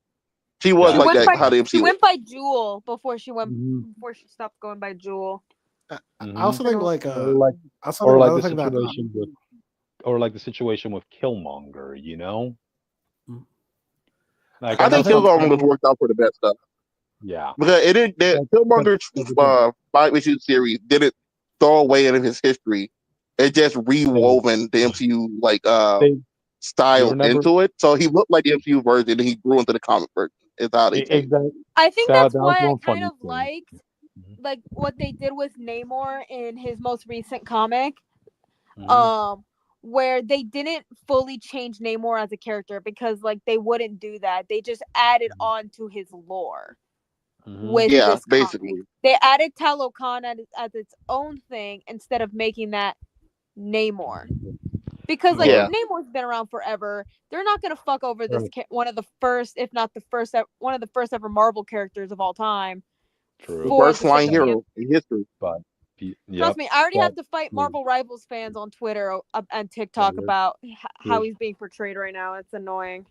gotcha. But here's I another think example. Oh, go ahead, yeah. Jake. You say it No, first. finish your thing, finish your thing. Okay, yeah, I was about to say the Guardians of the Galaxy. Like Mm. again, there I was hated like a that. joke. Again, it was a joke. Like when it was announced Guardians of the Galaxy were getting a movie, everybody saw them as Z-list characters. Like at the dollar store, at the dollar bin, this and that. Nobody really. Yeah, of course, some fans would know who Rocket Raccoon is. I think before the movie blew up, like he was the only Yeah, recognizable he was a character. video game. Yeah, he was in video games. There you go. But like as far as the rest of the cast went, like nobody knew much of Star Lord. Yeah, generic hero. Okay, but then the MCU happened. They became a big success, and the characters in the comics ended up, imitating the versions we saw in the movies. At least appearance-wise, at Yeah, least. well, you're giving examples and just of them Mhm, changing it, but I still say those didn't help. The mhm, Artist Galaxy comic sold for like a year, but then guess what? They mhm, fell off. They only have a comic book right now mhm. because those books don't sell because the Yeah. dedicated fan base they had before the change don't want to read the changes. Mhm. Yeah, it's it's the MC emergence. I forgot what people are actually using, but the gentrification of comic book movies and comic books are not helping the comic sales because, like I said earlier, the MCU people aren't going to read the comics unless you get really lucky and convince some of them to actually do it. I get the a lot of the comic people don't want to indulge in the MCU stuff because they don't believe that it's the actual characters. I think it's also multiple. I think it's just that I'm willing to bet if like we looked into it, it's probably more than just the well, I mean, like the people who are fans of like so Austin's point about the Guardians of the Galaxy, the people who are fans like I don't want to read this. That I agree with that. That's probably also why the sales just like died if that's what happened. But I think there's also probably a mix of things that probably went on into it as well. I was gonna bring up that like Spider-Man is like a character where like if your character is selling, you're probably fine. Like Spider-Man, for instance, like doesn't really change based off of whatever something else is doing. He's just kind of whatever he is. Like Spider-Man, how many universes like Spider-Man with MJ and they still don't put him in there? They still don't put them in a relationship anymore. Like, you know, how many times is like Spider-Man? Spider-Man's been a kid again. They don't even try to. I think they tried once, but they don't try to make him a kid anymore. They didn't change, but yeah, they try to make him. Yeah, but like I think, but because Spider-Man sells, they don't really have to fuck with it. It's just like, yeah. Mm-hmm. But if you're not really, I guess the reason that they do it is like if your character is not making a profit or like a profit that you want, and they look over here, they see in somebody else. Think of like the movies as another comic run. So they look at another comic run, which is the MCU run, and these characters are arguing that the problem is a lot of characters we change, their characters don't get comic runs regardless. So it's like you didn't like with Agetha. Agetha don't get her own book. And this is going to make her get her own book. She has one on Infinity, but people aren't reading it. Mm-hmm. Because which is not with Wanda. You wait to read it. I read the House of Harkness comic, which was pretty good, but it was kind of like just like a mini series of like an AU. Yeah. And Agetha nowadays mostly just appears in Wanda's comics. Yeah. I mean, I do remember all she ever did. Yeah, I do remember that's all Agetha she ever needed to do. I do remember Agetha appearing in Captain America's book as part of the Daughters of working on the Daughters of Liberty, but even then I didn't realize that was Agetha. I had to look back. Oh wait, that was her. My point was more like is like Marvel looks at these characters like dollar signs. Like if you're not making a certain amount of money, let's see if we can make it. And if something over there, if there's an audience that wasn't there before for the Agetha character in the MCU, and they're like, well, maybe we can make money if we off of this character if we just change her a bit. Maybe we can even make her do a mini series. I'm sure they're not thinking they're going to give her like 60 or 100 issues. I mean, it's like maybe we can make a little mini series, make a couple of like Marvel sees these people as like dollar signs. They don't see them as like no. To be fair, that's fine. No, that's fine if it worked, but it doesn't work. This stuff usually don't make money. They only sell like in the top 10s a lot of times, so they're not really making the profit that these people seem to be wanting to make. Unless like the only two successes I brought up, like Killmonger was in the top 10 when it was selling, because it wasn't just them changing the character; it was rewoven the stuff into history. So you kind of had the best of both worlds. With Agetha, you're just going back on everything she ever said and did to make her this chaotic neutral thing, which she was never that. She was a hero, just like in Midnight Suns. So you're actively alienating the fan base to try to make a quick buck. And if I think it would be fine if the changes went away when this didn't work, but they don't go away because Marvel doesn't reboot. And like a lot of the times, not all the time, when you're lucky, but a lot of the times the MCU doesn't even adapt the actual characters. They make OCs and put the aesthetics and maybe a couple of things relating to the character into the character. Like a good example is Billy, is Wicked. Guardians of the Galaxy too. Like so from what I know about the Agetha show and Wiccan, like they didn't actually adapt Billy at all. They just made an OC for Joe Locke to play, which keep in mind, I'm not gonna diss Joe Locke too hard, but I am still gonna give him criticism because that's what I do. Where they first of all they didn't do a proper casting, which I'm still really annoyed about, but whatever, I guess. No one's ever gonna listen to me. They didn't really have Billy act like Billy. They just made him like they just like, oh, here's a gay character, we're just gonna put the gay character in here and forget all the nuances that makes Billy Billy. Does that make sense? No, that's what he did. and that's what they're doing. I don't know if that's. And they did I that. They're kind of doing that before in the comics, but at least they kept the nuances of the character. And I feel like they're not really doing that with their MCU counterparts. The only 2 times in recent memory that I can think of that they did that was She-Hulk and Miss Marvel. That was it. I'm not gonna speak to the Billy situation because I didn't watch the show, so I don't read Billy, so I don't know. I can't speak to the fact that like that only happens mainly when it's like a character that's not really all that well known or popular. I would say like I wouldn't say MCU Iron Man is 100% accurate to the comics, but I'd say like the essence of like what Iron Man is there. Well, to be fair, he originally was, and then they decided to be make him funny man. Iron Man in 2008, while he wasn't the full on, I won't say he was full on comic accurate. The setup was there for that, where he was this guy where they want to be a little bit heroic, so he wasn't as much of an asshole, but he was still an asshole. Yeah, I feel like all that was there for the first one. So at least started that way. Yeah, but I think what I'm getting to is like it's like I said, they look at it like in a money sense. It's like, well, when the more popular your character was, the less usually gets fucked with in terms of characterization. But if they know that like, hey, you had like a lot of years in the comics and I don't see you cracking top 10, the least likely you are to be like the same. You know what I mean? Like, it sucks what happened to Guardians of the Galaxy, but like the truth is like it wasn't enough fans to even keep it alive in the comics, and you're giving us $1 million to make a movie about it. So it's like, do I do the comic accurate version? I don't know. Like, you know what I mean? Again, like keep in mind, they didn't fuck up Namor. No. We're not talking about what they do for the movie. We're talking about specifically what they do for the comic. No, I'm talking about Witch, because Witch was talking about like Billy's adaptation. But I'm getting to the point where it's like, but like if Billy, I don't know what Billy's sales are. Like, it's probably just looked at it and like, well, he doesn't have a fucking book because they refused to give him a book. Right, but even though I'm not. Also, I don't. Also, I know your thing is different. I'm just Hulkling alone. Okay. If you ask someone to name a gay Marvel character, like in the comics, they're probably gonna name Wiccan or Hulkling. Most likely Wiccan. So it's like they could give him a book. They just only want to give him a Marvel Unlimited story and cameos.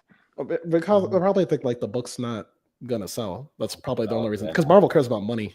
And if they don't think it's going to sell, they're not going to do it. It doesn't mean it won't. It just means that they just think it won't. I think Billy can sell a book. I really do. If they do it correctly. It's possible. It's possible. It's just that they don't think that. I would say Billy and I won't go more than that. But trust me, when it comes to Young Avengers alone, which I already know the MCU is going to fuck up, like Billy and Teddy alone sell this book. Yeah.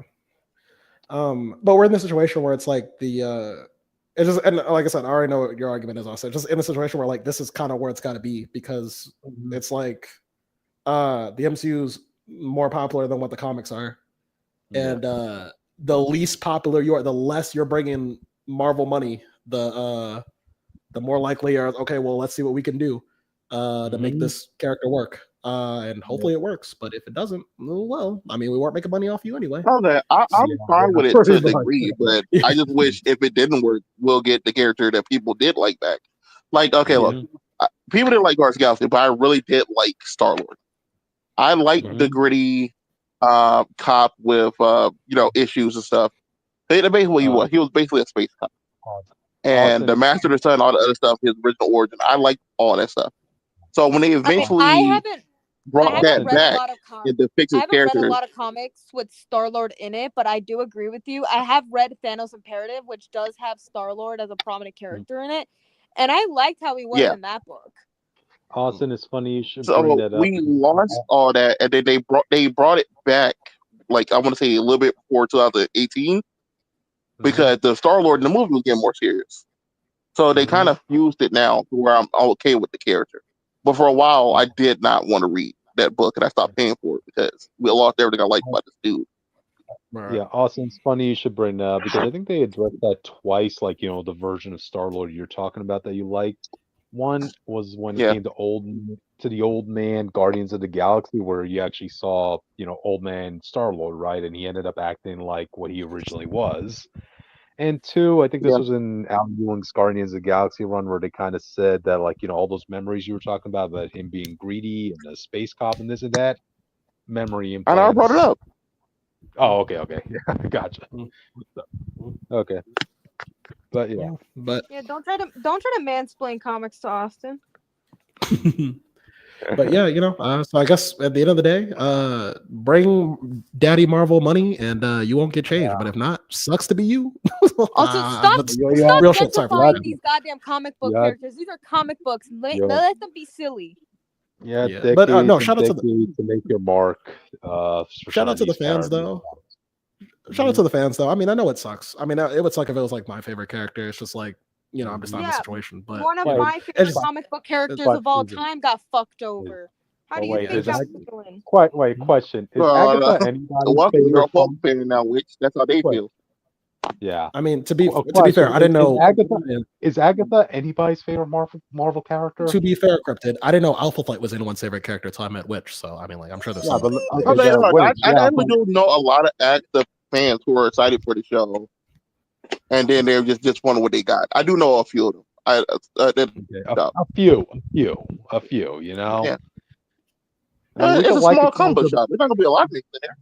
I mean, I'm just saying, like, we could be fans of a character, but we kind of also have to acknowledge the minimal fan base that is in that character, Yeah, no, I mean, we all acknowledge that. It's just, it Yeah, sucks. and we're That's all. acknowledging that. It changed what we're saying though. Yeah. Gotcha. But All right then. Yeah. Guess we spoke enough. yo, about W this. Agatha. though. Also, W Agatha. one last thing going off of like what Jake was talking about. After the 2018 Captain Marvel movie, Marvel didn't get fucked over. Let's go. Hell I think yeah, he I was win. dead. Yeah, I win, shout out guys. for the W. Shout out for the W's, right? That dude's dead, but he's been dead for so long they don't want to change anything about him. They'll literally fuck over everything. He'll be Like, in, if he'll they be try in a to go camp- back and make him a woman, it's over.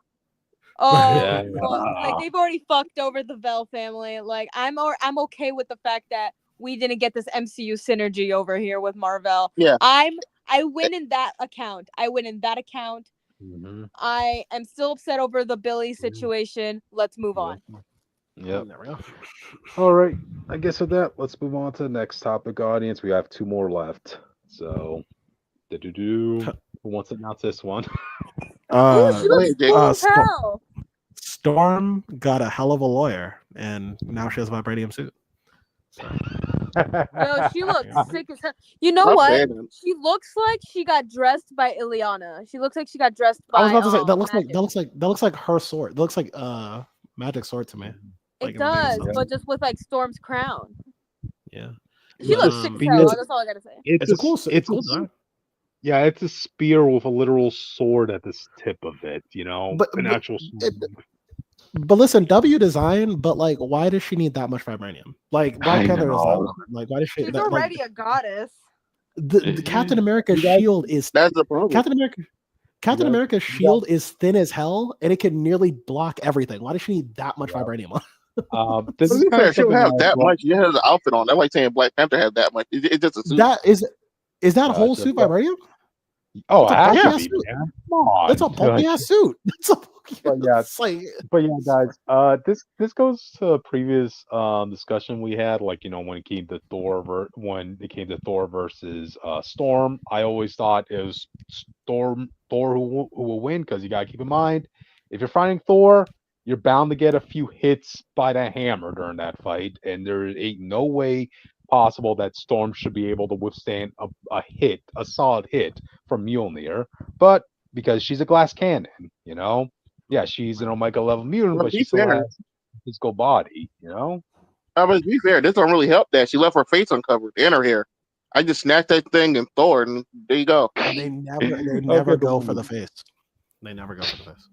Haven't Hey, you she- haven't you seen the art from her comic going on right now? Like she's gorgeous. She deserves it. Didn't you see the Batman where he has an open face He part, deserves but they what? shoot him everywhere? Who? Are you talking to which? What did you? Which randomly said that? What deserved what? Why? She slays. She deserves another power up. No, When she you're She deserved to doesn't. get beat up. He That's what I'm talking finally- about. she finally, after decades, has like textured hair, and it works so much better for It looks her. like it love looks that. like nice hair in like a if this was like Storm in the Samurai period, I'd be like, yo, dope design. Read this book. But like You what know, she need this for? I What need she- to talk about this. I need to talk about Storm with other gay people. You guys don't get it. Actually, Cryptid, what is the story behind this? What is this? Well, no, it just said that she's getting a new vibranium suit. We don't know the There's exact not a lot of origin. story behind it. Some Oh. mutants are being hunted down, so obviously they're Oh. going to fight, and you got this. That's it. Okay, she's So used to being hunted down, but why does she need armor? She's an Omega she'll level need. mutant No, already. my problem is, like in her own gun book, which I brought up. Not only did they keep upping her power, where she's beyond Omega level, means she affects more than just the planet. She affects all this other stuff, and not only is magic tied to her powers now, give her a whole nother level of power and all this other stuff. She's also the embodiment of eternity and some other shit, a multiversal eternity. Why does she need a suit at all? The I remember when I aesthetic. was You want to be like, well, she got all these powers, but she's a glass cannon. That's the point. When you take away her being a glass cannon, she's just a person strong. Yeah. You just let her beat everybody. This is the same thing I claimed about we watched X-Men 97. Where it's like she tells me Storm Omega level mutant, but she takes all this effort and power to kill 3 Sentinels, and he's just standard robot shooting lasers. She has to go through a whole monologue when she's using her powers, you know? The whole I remember fucking- when I was a kid, and the thing I thought was like the thing I hated most about the X-Men is that Cyclops' beams came from another dimension. Like that used to be the only problem I had with the X-Men. I was like, that was never a thing. That was never a thing. Oh, That was never a real okay, thing. I'm good. All right, I'm so glad. Oh, by the way, Because I guys, hated that. here's probably another reason why they're giving her this suit, right? And I'm just reading the article right now. Hey, this suit is also Marvel Rivals inspired, so just Oh, okay. saying. Speaking of Marvel Rivals, can I Yeah. like go on this little mini tangent about this? So, Go ahead. audience, if you didn't know, I haven't been able to play this game because I don't have a PS5, for a multitude of reasons. Don't worry about it, not important. But I saw that they were gonna release like Hellfire Gala skins, quote unquote, and you would think, oh, they're gonna be based off of like actual designs that they have. No, Nope. no, they ain't. What the fuck All is of them that? are bad. All of them are Like they're bad. fine. They're fine skins as it is, but they aren't Hellfire Gala. Like Wanda has Wait. an actual Hellfire Gala skin. Ileana has No. 3. Cloak and Dagger weren't even there. Mhm. Did you see the skin that Wanda got? They put in the battle pass. No, send me the picture. If I can find it, I will. But this is the suit that's supposed to be her Hellfire Gala suit. It's supposed to be her Hellfire suit, which it looks nothing like it. It's just another random red dress. I'm annoyed, guys. Gotcha.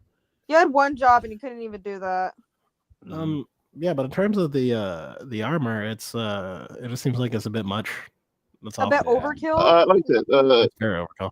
I think it's a bit like Jake said, it's a bit much, and not only that, y'all keep fucking over her relationship with Wakanda. Now you want me to believe that she got all this vibranium for them? Because they wouldn't do that. That's a lot of vibranium.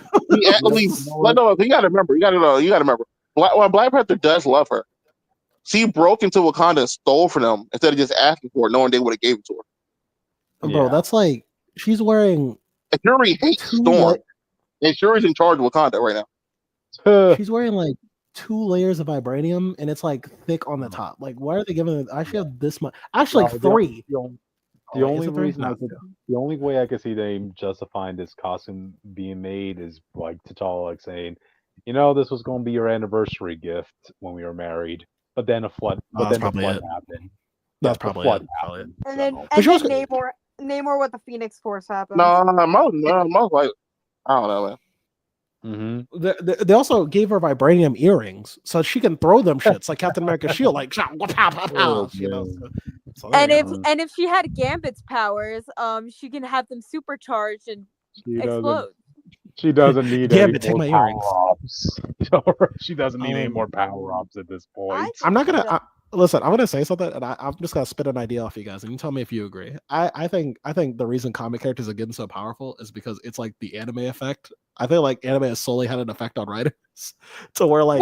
So there's a funny thing about that. Actually, the funny thing about that because because manga actually was influenced by American comics, and now comics like Western comics are being influenced by anime and vice versa. So they're actively like copying, not copying, but influencing each other all the time.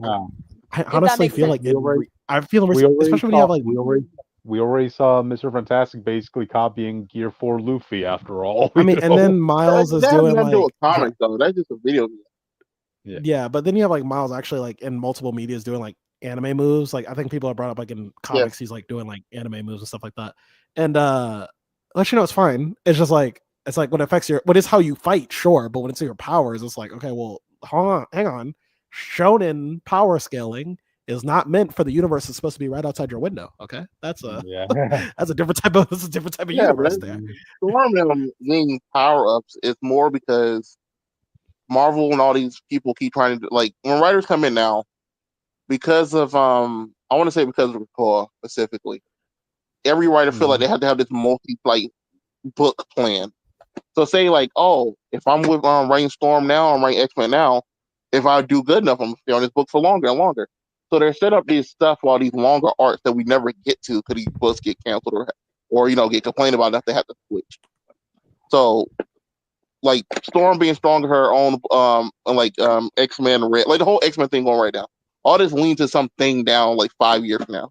Like all this stuff is planning for the future. But a lot of times we don't end up getting there.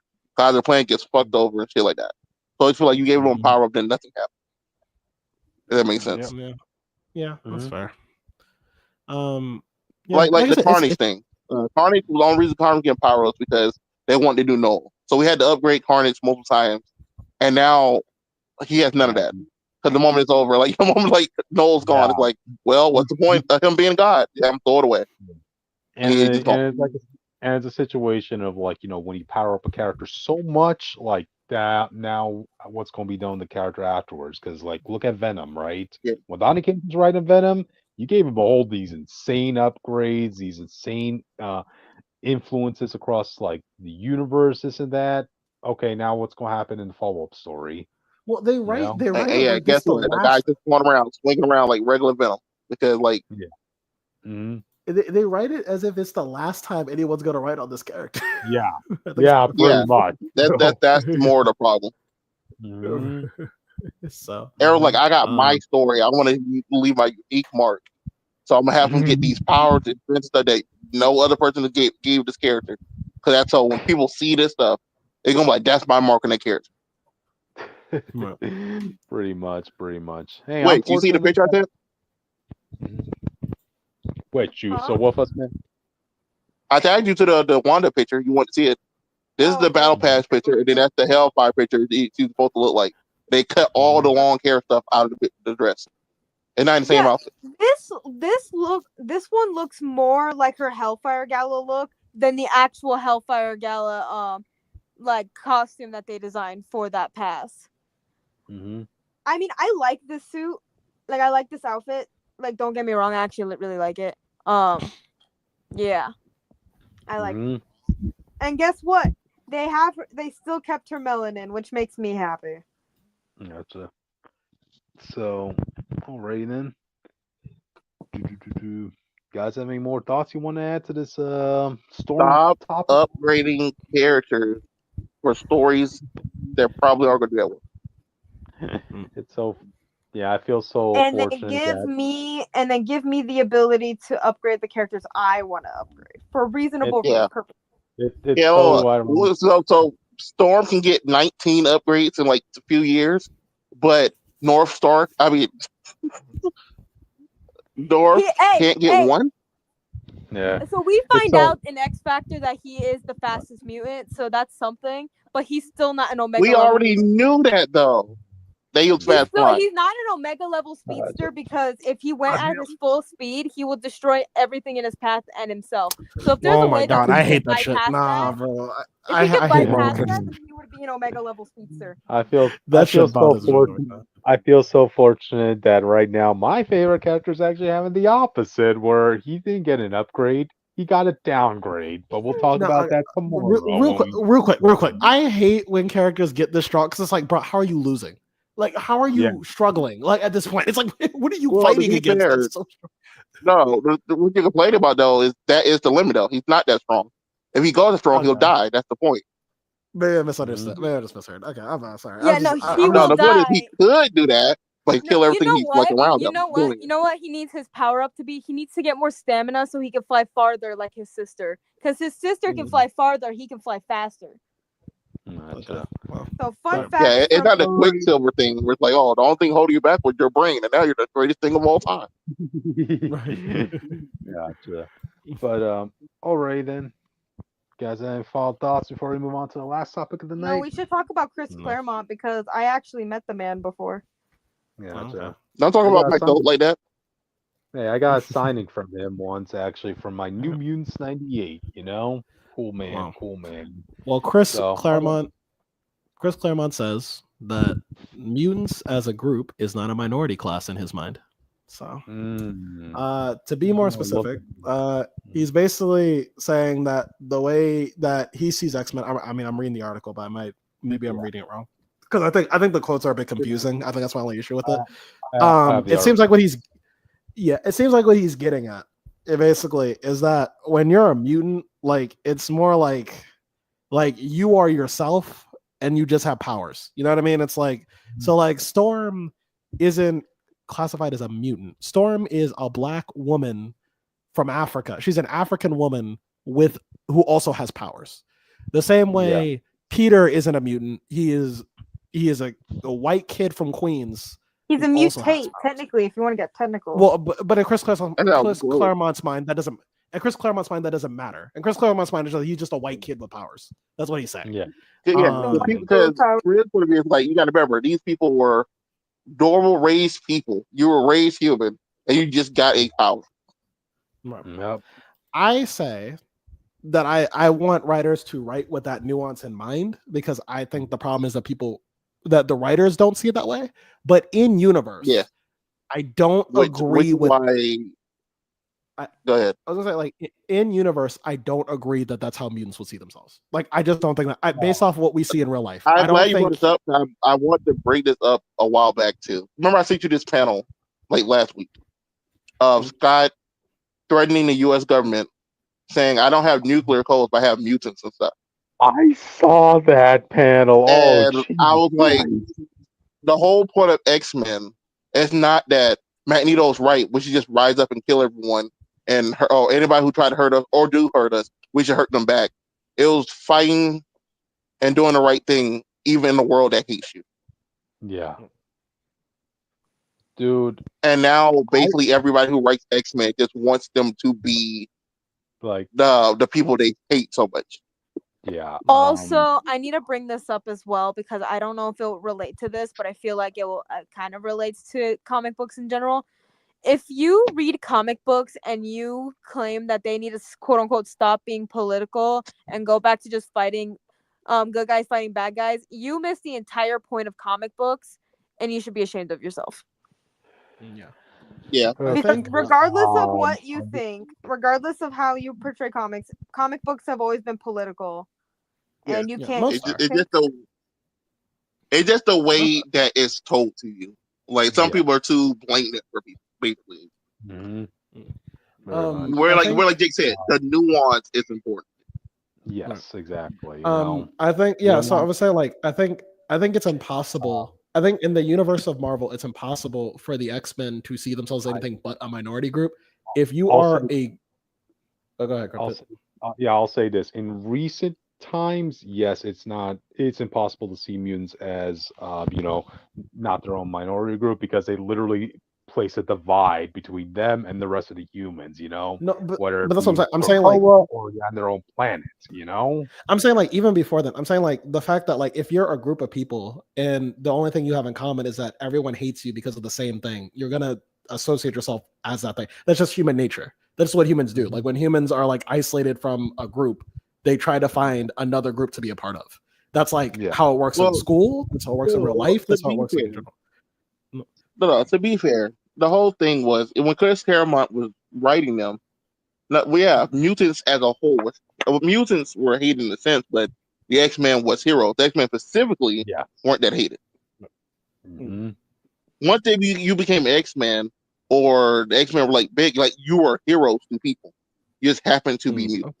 So the X-Men themselves didn't see themselves as mutants in the same sense of like But at the same a regular time, person would, a regular man would. you can use that as an excuse, which can be Yeah. used for a lot of like other people, like with people of color as quote unquote one of the good ones. You know, does that make sense? Which feeds into a lot of racism against people. No, I understand that, but what I mean is like usually it's like the average, like it's not gonna be a person in the Marvel who's like, yeah, I hate mutants, but the X-Men are cool. That's never been a thing. Mhm. Like, but like people hated mutants, but as the X-Men rose up and kept doing stuff, people started to like mutants as a whole. The problem is because of the way comics work, something always got set back. Like like in the movie, people loved mutants at a point, but then Manuel got on TV and said, "We're going to replace all of you. We're going to kill you all because of some shit that most people don't know happened." Yep.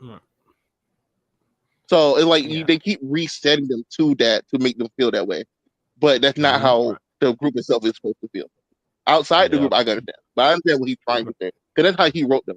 They were clearly still supposed to be standing for minority and stuff, but when Claremont, you're reading Claremont's X-Men, like the adventure in the soap opera, it doesn't feel like that.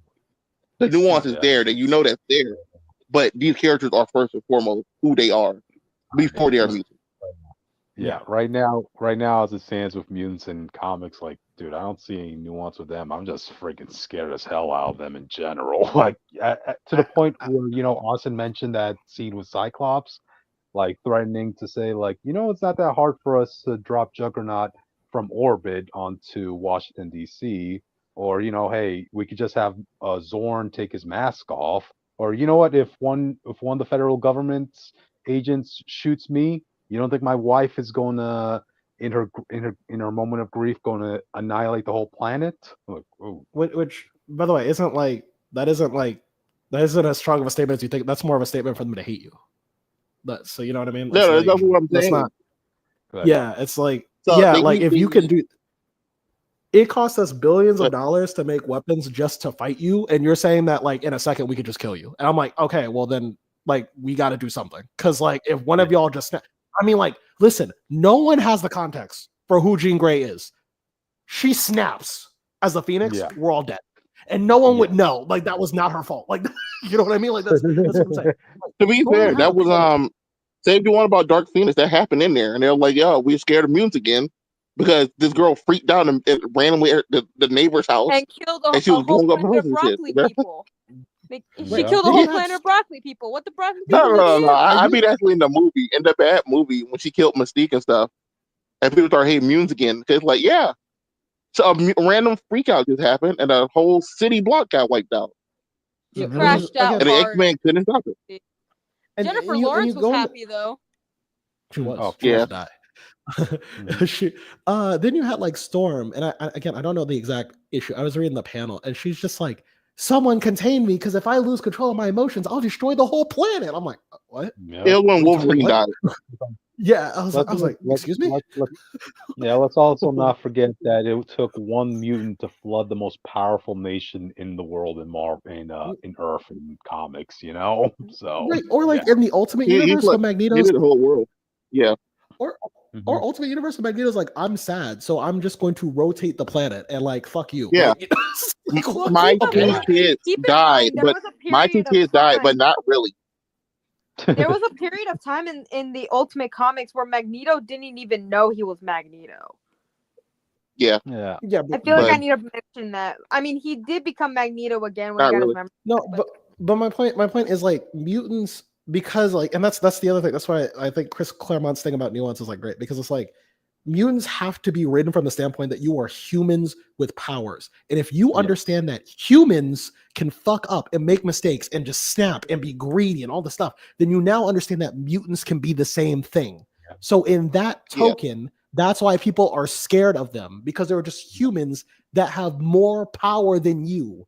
That's why they're dangerous to people. That's also why I brought this up when we were talking about X-Men 97 and some other stuff, where it's like the nuance of the conversation is gone to the point where there's no such, like, even in that scene. Not in that scene. I want to bring up the scene with Cyclops. We're talking to Florida, but mutants a lot don't try to understand humans as if they weren't humans 5 minutes ago. Oh yeah, that's true. And I feel like that's an ongoing thing that's been going on. I guess it just depends on who's writing them. It will determine how they are being portrayed. No, wait. I agree. It depends on who's writing them, but I feel like it's been more often than not that more writers have been doing that. Is all I'm saying. Like in recent times. Yeah, like one nuanced example I like to bring up, like, X-Men Evolution, right? As a kid, when it came to the point where they all got outed as mutants, right? Mm-hmm. And you saw that Jean Grey, like all the soccer trophies she won for the school, they're all being confiscated by the principal because, like, now that it was revealed that she was a mutant, now we have to look back at all her games and we have to give up all the awards because it was like we have cause to believe that you use your powers. I know I keep bringing him up. But wait, let me finish this switch. And but it relates. Okay, go ahead. It relates because that literally happened to North Star in issue 41 of Alpha Flight, where he had to go save this one girl who was gonna fall off a cliff because of another mutant who used her powers for the first time. Okay. So he's like, shit. And so now he got all his medals confiscated. There you go. That's all I wanted to bring up. Okay. So to continue my point, right? So as a kid, I thought that was messed up that she's getting all her awards taken away. But then as an adult, I'm like, actually, no. I would say she should get her awards taken away because she has telekinetic powers. Yes, Harry. No. That's different though. Unless you use those powers, they don't really matter. The problem is we can't prove that you didn't. That's what I'm saying. Yeah, because they weren't up. Now, for reasons that are obvious, the show goes into details why they didn't do it, but they didn't tell anybody that there were mutants, and because that they couldn't put any safeguards to like be able to know, like, oh, you're using your powers now. Okay. All we know is that we have one mutant who can move things with her minds, and she's bringing home first place trophies to her schools in all their matches. Right. So it's like, who knows? I think X-Men Evolutions, by the way, is a dope series. Regardless of it's like one of the ones where I'm like, I like that show. Wait. Don't Jean Grey in that show have like when she uses her powers or something, it glows or something? I think that's for us. I don't think that's like in the universe. I don't think anyone acknowledges the glow. Lucky bitch. But yeah, I just think like with X-Men, I think X-Men just kind of like the X-Men are just kind of really unhinged. Like just these unhinged characters that like I just don't like. I think like I watched X-Men 97. By the end of X-Men 97, I was like, damn, I don't know if I even like these people. I feel like I like the show. I don't know if I like any of these people. I saw someone online. I saw someone on TikTok say that the X-Men are a gang and they'll beat your shit. That's basically what it kind of became. Like I said, well, in X-Men 97, I really was starting to hate the X-Men. And Bella with everything Rose did, I don't know why she did it. But I understand. But it was going into the final episode, I was really like, as a whole, I was starting to hate the X-Men. But then Scott saved it with his speech to Bastion. And then he led by example by trying to still save Bastion after everything that happened. I'm just saying, right now, they did Scott Summers justice with X-Men 97. They did. No, they did. I think the problem with X-Men 97 too. The problem with X-Men 97 as well was like, and this is the problem I'm going to start that I'm hoping like doesn't become a thing when the movies happen. It's like it's becoming like real world dangerous. Like the fact that like for like multiple episodes of X-Men 97, you had a YouTuber that was like who I was like cool with. He was like, nah, Magneto's right, and he was like talking about like all this like he was just going on this like Magneto manifesto. I'm like, holy shit, this is like dark because you're talking about like a show that basically inspires people to be like, yeah, fuck equality. If people are just messing with you, just kill them. Just fucking murder them. Like it's like, okay, cool. Well, that's where we are. And I think that's like it's like, okay, well, we're so far removed from what Stan Lee and Chris Claremont were both trying to do. So it's like we're kind of losing the plot. And I don't know. Like, I mean, even people at work, like I try to talk to this about, and they're like, no, it's like Yeah, Magneto's right. Are you Magneto's really completely gonna talk different. about? Are you really gonna talk about nerdy stuff with non-nerdy people? I think No, they're nerdy people. No, they're people. No, be fair. I Like think- I do the same thing. Like even on TikTok, when people were saying Magneto's right and stuff, I was like, if Magneto's right, then the X-Men are factually wrong. And then they was like, well, no. There was a whole Go ahead. plot line where Colossus became disillusioned with the X-Men and then when he came back, he tried to kill Charles.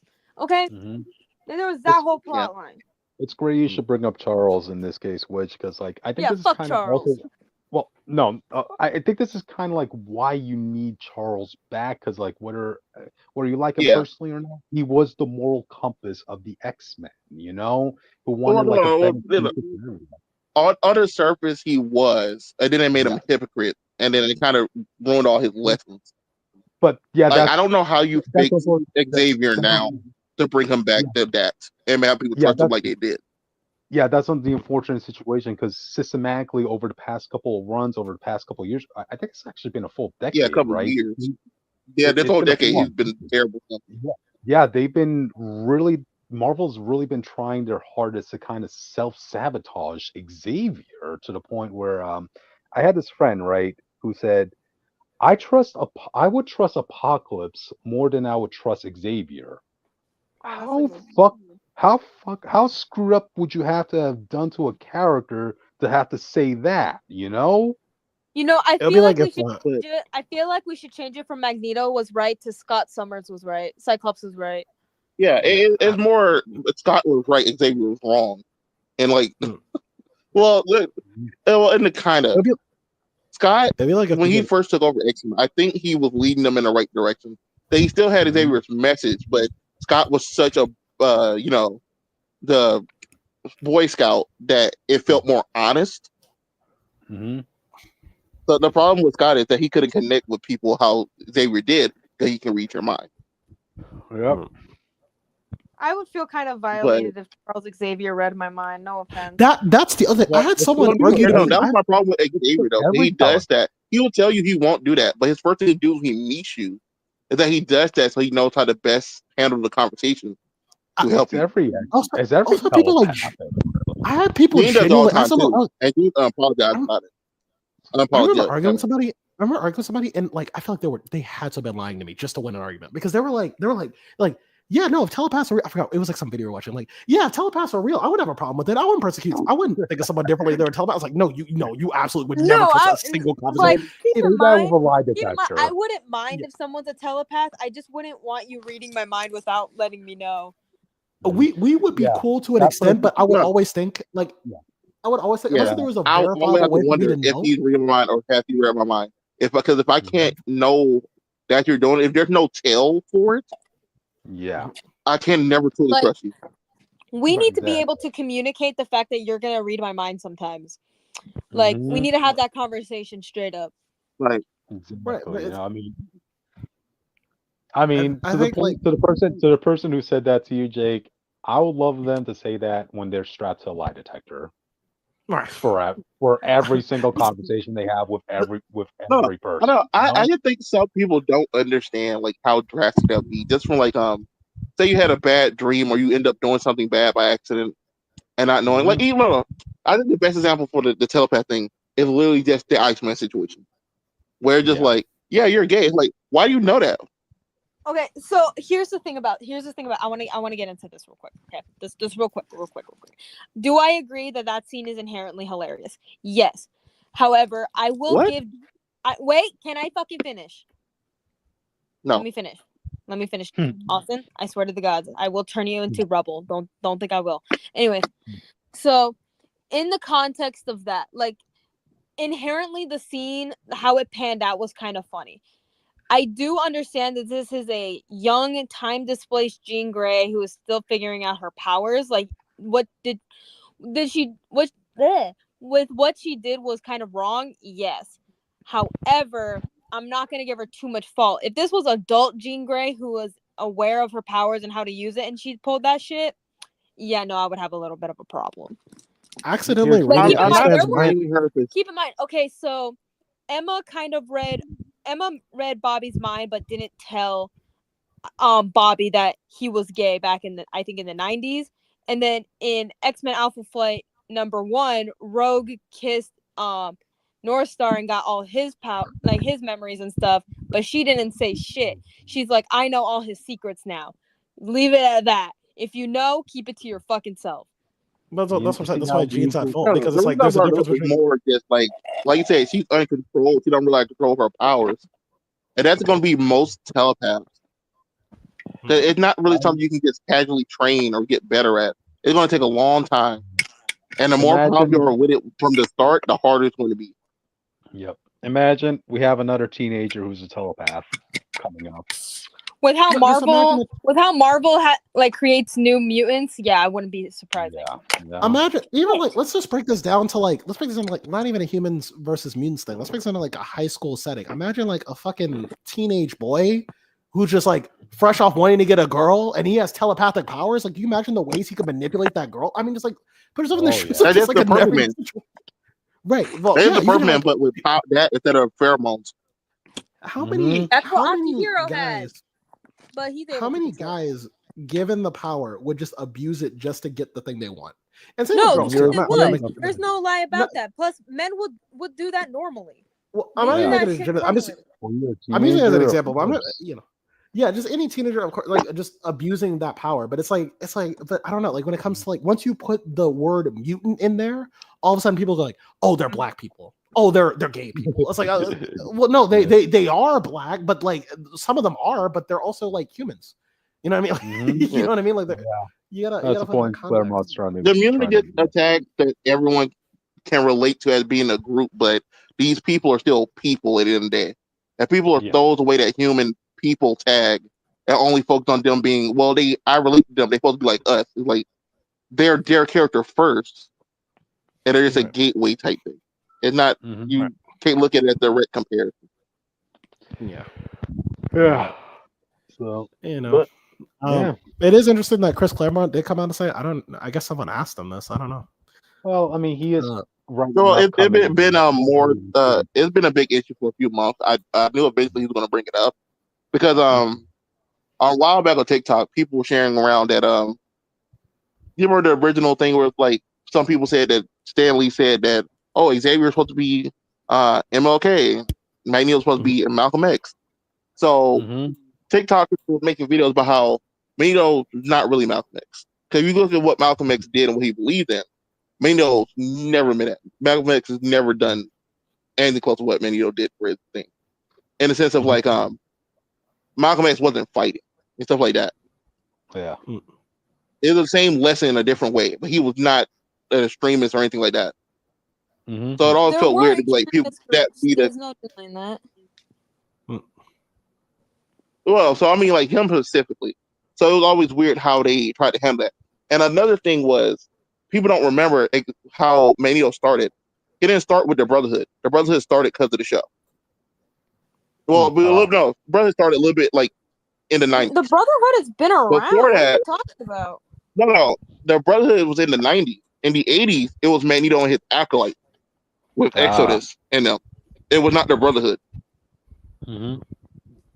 I ain't mean with the show and the movie and stuff, but the Brotherhood started a little bit before that. Magneto was more of a church dude. He was basically a preacher, preaching his manifesto to people. And that's why they did that again in Ultimates in a way. In the Ultimate Timeline in a way. But people don't care or remember that because it was so long ago. Okay, who's Magneto was never Malcolm X. Yeah, but I guess I'm after X-Men 97, I'm just kind of worried about.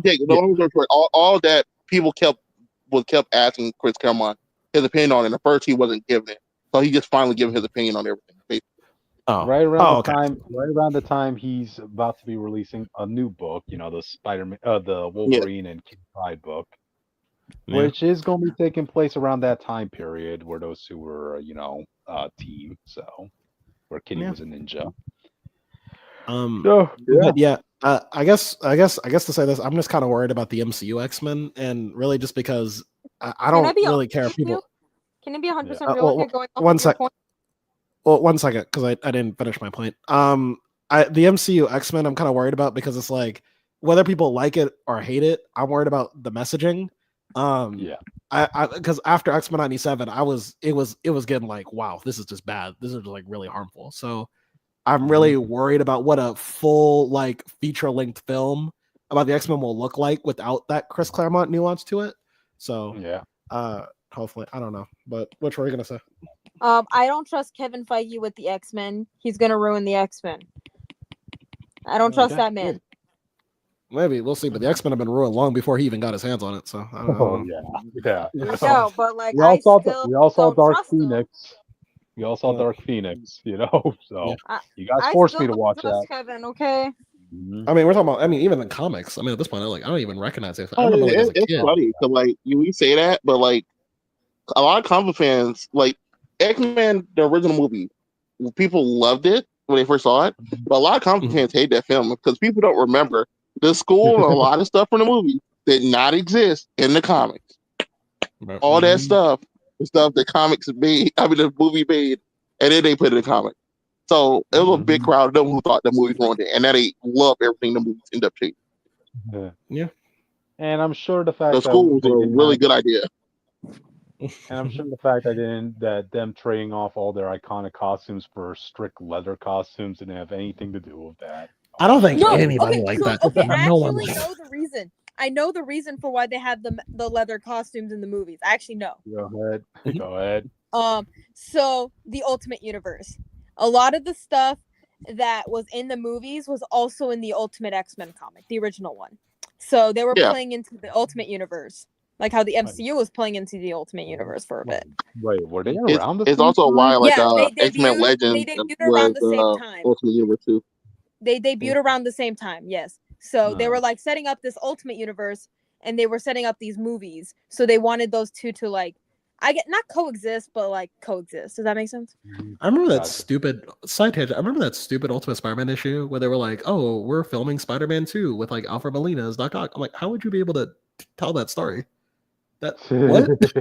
You don't know who Spider-Man is. How do you tell that bro? story? It's Pickle Pecker, bro. Okay, he's the main character. And he plays a rat. He plays Spider-Man. But the movie called him Redhead. He's in love with a redhead. Her what's another week? Best friends with Harry Osborn. You know, just like you know. No. You have to change their names around. So, what's another name for weed? We need another weed synonym for her name. Pepper Potters. I don't know. Pot. Bro, that's crazy. Instead of Mary Jane, this is Reefer. There you go. Reefer West. There you go. No. But yeah, all right. But you know, X-Men Unhinged. So there you go. Damn. Look at us. Like we only had like what 6 topics yet. We expanded this to a full 2-hour segment. Well, Spider-Man was an hour. The X-Men basically was an hour. No, I'm gonna be honest with you guys. I tried to stretch it. I was like, damn, I can't be proven wrong now. Sorry, I really did try to stretch it. You have to prove you right. You have to prove yourself right. I'm gonna be honest with you. I was done with the Spider-Man topic, like I think at the 30-minute mark, and I was like, nah, I gotta keep going. I wasn't done. I wasn't gonna let you stop it. I still wanted to talk about it. Honestly, if you guys would have kept going with that would have been fine by me. But anyway, stay tuned, audience, for when I finish my cosplay. Yeah, we'll see you guys tomorrow, and we'll be reviewing our usual. So, and guys, if you see my I'll be here for the first hour of tomorrow. My new art, let me know. Gotcha. So, all right, audience. I'll send pictures later. Will do. All right, we'll see y'all next time. Bye.